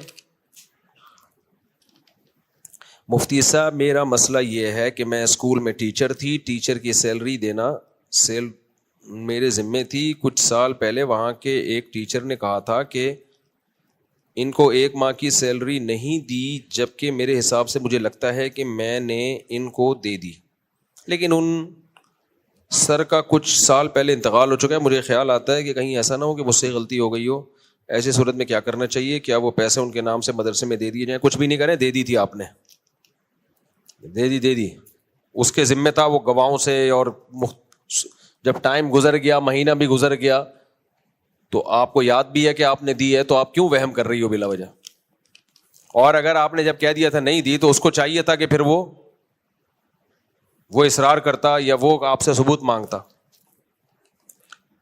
مسئلہ یہ ہے کہ ہم لوگ تھوڑے سے وہمی بہت ہیں. ہم دین پہ جب آتے ہیں نا, تو یہ خاتون کی بات نہیں کر رہا, جنرلی ایک بات کر رہا ہوں, وہم کی طرف زیادہ چلے جاتے ہیں. بھائی اسلام تو ملت بیضاء سمحا, صاف ستھرا سیدھا سادہ دین ہے, جن میں ہمیں گناہوں سے بچنے کا حکم دیا گیا, نماز پڑھنے کا حکم دیا, رمضان کے روزوں کا حکم, زکوٰۃ ہے, صدقات و خیرات ہے, ایک دوسرے کی کیئر کرنا. یہ جو موٹی موٹی دین کی چیزیں یہ ہیں, ان میں بہت زیادہ وہمی. وضو کو دیکھو نا, وضو کرتے ہیں, گھنٹوں گھنٹوں وضو میں بیٹھے رہتے ہیں وہمی لوگ. تو پھر ادب تمیز میں اتنا آگے چلے گئے ہیں, ادب یہ نہ ہو جائے, یہ بے ادبی ہو جائے گی, یہ بے ادبی ہو جائے گی. بہت زیادہ چیزوں کو مسلط کیا ہے. ایک صاحب کو میں نے دیکھا, وہ زمین پہ دیکھ کے جا رہے ہیں, کہیں اللہ کا نام لکھا ہوا ہے تو میں اٹھا لوں. میں نے کہا بھائی جاتے ہوئے کہیں نظر پڑ جائے, کوئی کلمہ لکھا ہوا ہے نیچے پڑا ہوا ہے تو اٹھا لو, دیکھتے ہوئے جانا, کہیں لکھا ہوا نہ ہو, ایسا تو زندگی مصیبت بن جائے گی. دیکھو ایک چیونٹی بھی بلا وجہ مارنے کی اجازت نہیں ہے اسلام میں, بلا وجہ. لیکن چیونٹیوں کو بچانے کی فکر میں لگے رہنا, یہ بیوقوفی ہے. کہ اب آپ سفر کرتے ہوئے جا رہے ہو کہ کہیں چیونٹی نہ آ جائے, دیکھتے ہوئے جا رہے ہو میرے پاؤں کے نیچے چیونٹی نہ آ جائے, تو یہ زیادتی ہوگی بھائی. خود سے بلا وجہ کسی جانور کو مت مارو. اب جا رہے ہو تو وہ تو آ گیا تو آ گیا. سمجھتے ہو کہ نہیں سمجھتے ہو؟ کسی نے جانور کا بچہ بیچنے کے لیے قربانی پر لیا, مگر اس سال چھوٹا ہے, 2 دانت کا نہیں ہے, تو اس کے لیے زکوٰۃ کا مسئلہ سمجھا دیں. زکوٰۃ دینی پڑے گی اس کو, کیونکہ اس نے یہ خریدا تھا بیچنے کے لیے. تو ہر وہ مال جو بیچنے کے لیے خریدا گیا ہو اور اب تک بیچنے کی نیت باقی ہو, اس پہ زکوٰۃ دینی پڑتی ہے. تو جس تاریخ کو آپ کی زکوٰۃ نکلتی ہے اس دن دیکھیں بچے کی مارکیٹ ویلیو کیا ہے. اگرچہ 2 دانت کا نہیں ہوا, لیکن والی ویلیو کیا ہے, تو جتنی ویلیو ہوگی اس پہ زکوٰۃ دینی پڑے گی. کسی کو زکوٰۃ دی تو اس نے لیتے وقت کہا کہ اس سے آپ کی ضرورت یا دعوت وغیرہ پر بھی خرچ کروں گا. کیا یہ زکوٰۃ دینے پر ادا ہو جائے گی جبکہ ہمیں کچھ مفاد بھی نظر آ رہا ہے؟ آپ اس نیت سے نہ دیں کہ یہ مجھ پہ خرچ کرے، پھر ناجائز ہے، پھر زکوٰۃ نہیں ہے. آپ نے اس کو دے دی، وہ جو مرضی کرے، وہ آپ کی دعوت ہی کر دے ان پیسوں سے، وہ آپ ہی کو کھلا دے تو اس کا مال ہے، جو چاہے کرے. میرے بھائی سمجھتے ہو کہ نہیں سمجھتے؟ کسی نے زکوٰۃ ادا کی اور انتہائی غریب ہو گیا تو کیا اسے زکوٰۃ دی جا سکتی ہے؟ یعنی زکوٰۃ دینے کے بعد خود غریب ہو گیا، جب غریب ہو گیا تو دی جا سکتی ہے اس کو بھی. رمضان میں کیے جانے والے معمولات پر بیان فرما دیں. آپ پر اعتراض ہے کہ دعاؤں اور معمولات پر توجہ نہیں دلاتے، اعتراض کرتے رہو بیٹھ کے. کئی بار میں معمولات پر بیان کر چکا ہوں رمضان میں بھی، اور اعتکاف والوں کو تو ہمارے ہاں الگ سے معمولات بتائے جاتے ہیں. البتہ معمولات کے بارے میں میرا طریقہ یہ ہے کہ کسی پہ فورس نہیں کرتا. جیسے ہمارے یہاں اعتکاف میں لوگ بیٹھتے ہیں، جو بیٹھنا چاہیں بھی سے رجسٹریشن کروا لیں اعتکاف کی، فارم شاید باہر مل رہا ہے، تو بتا دیتا ہوں، زبردستی نہیں کرواتا، کیونکہ اس وقت لوگوں کا جو دینی لیول ہے بہت گر چکا ہے. تو بڑے بڑے گناہ چھوڑ دیں، فرض نماز سنت موقدہ پڑھ لیں، بڑی بات ہے. باقی معمولات کی بات پھر آگے شروع ہوتی ہے، تو وہ آؤ بیٹھو خوشبو لگا کے انشاءاللہ. باقی رمضان میں کرنے کے جو معمولات ہیں، تراویح پڑھیں پوری پابندی سے، پھر تہجد بھی پڑھیں. صحیح حدیث ہے، غالباً مصنف ابن ابی شیبہ میں ہے، حضرت عمر نے تراویح جب جماعت سے شروع کرائی تو جب حضرت عمر مسجد نبوی میں گئے تو جب لوگوں کو تراویح پڑھتے ہوئے دیکھا آپ بہت خوش ہوئے، لیکن آپ نے ایک بات فرمائی، واللتی تنامون عنہا افضل من اللتی تقومون. فرمایا جس نماز سے تم سو رہے ہو وہ افضل ہے اس نماز سے جو تم پڑھ رہے ہو. تو حضرت عمر کا مقصد یہ تھا کہ تراویح اتنی لمبی نہ ہو یا ایسے مشغول نہ ہو جاؤ کہ تہجد ہی چھوڑ دو. اس سے یہ صاف پتہ چلتا ہے کہ حضرت عمر کی نظر میں بھی تراویح الگ ہے اور تہجد الگ ہے. ہمارے اہل حدیث بھائی تہجد والی حدیثیں اٹھا کے تراویح پہ فٹ کرنا شروع کر دیتے ہیں کہ نبی صلی اللہ علیہ وسلم رمضان اور غیر رمضان میں 8 رکعتیں پڑھتے تھے. وہ تہجد کی بات ہے بھائی، وہ تراویح کی بات نہیں ہے. اور اگر وہ تراویح بھی وہی ہے تو پھر رمضان کی فضیلت کیا ہوئی؟ یہ جو حدیث میں بار بار قیام رمضان قیام رمضان قیام رمضان، محدثین تہجد کا الگ باب باندھتے ہیں، قیام رمضان کا الگ باندھتے ہیں. اگر تراویح تہجد ہی ہوتی تو محدثین تہجد کا الگ باب اور قیام رمضان کا الگ باب نہ باندھتے. وہ تہجد ہی میں تراویح کے فضائل بیان کرتے، جیسے کہ امام بخاری نے تہجد ہی میں تراویح کی فضیلت بیان کر دی ہے. اس کی وجہ ہے کہ امام بخاری جو باب لے کر آتے ہیں نا، اس کے لیے اس باب سے مناسبت ضروری نہیں ہے. جس نے بھی بخاری پڑھی ہے پڑھائی ہے وہ جانتا ہے کہ امام بخاری جب کوئی عنوان قائم کرتے ہیں تو ضروری نہیں کہ حدیث اس عنوان کے تحت آ رہی ہو. یہ امام بخاری کی عادت ہے. امام بخاری بدر کا باب قائم کرتے ہیں، اس میں بدر کی حدیثیں ہی نہیں ہیں، صرف وہ صحابی کی ہیں جو بدری تھے، وہ راوی وہ صحابی آ رہے ہیں. تو جس کو ذرا سی بھی امام بخاری کی عادت کا پتہ ہوگا نا، وہ کبھی بھی یہ نہیں کہہ سکتا کہ امام بخاری نے قیام اللیل کا باب باندھا اور تہجد کی حدیث ذکر کی، یا تراویح کا باب باندھا اور تہجد کی. تو اس سے پتہ چلتا ہے کہ امام بخاری کے نزدیک تراویح اور تہجد ایک ہی چیز ہے. یہ وہ شخص یہ بات کر سکتا ہے جس کو بخاری کے الف بے بھی نہیں پتا.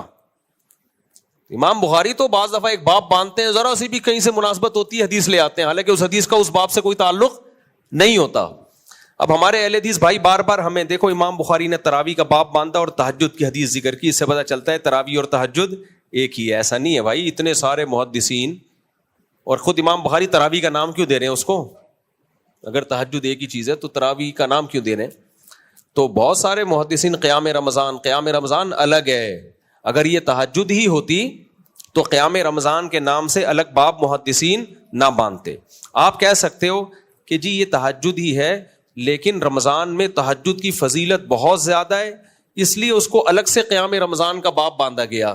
تو بھائی رمضان میں صرف تہجد کی فضیلت نہیں، صدقے کی فضیلت بھی بہت زیادہ. حضرت عائشہ فرماتی ہیں نبی صلی اللہ علیہ وسلم رمضان میں سخاوت کا دریا بن جایا کرتے تھے. حدیث کا مفہوم ہے. تو صدقے کی فضیلت بھی تو بہت زیادہ ہے، لیکن صدقات رمضان کے نام سے محدثین نے باب باندھا ہے کہ ایک نارمل صدقہ ہوتا ہے، ایک صدقہ رمضان. کیوں نہیں باندھا؟ اس لیے کہ رمضان کا صدقہ کوئی الگ نہیں ہے، وہی صدقہ جو عام دنوں میں کرتے ہو رمضان میں اس کی فضیلت زیادہ. تو وہی تہجد جو ہم عام دنوں میں پڑھتے ہیں اگر رمضان میں اسی کی فضیلت زیادہ ہوتی، تراویح الگ سے کوئی نہ ہوتی، تو پھر قیام رمضان کا باب ہی نہ باندھتے. تہجد ہی کے فضائل میں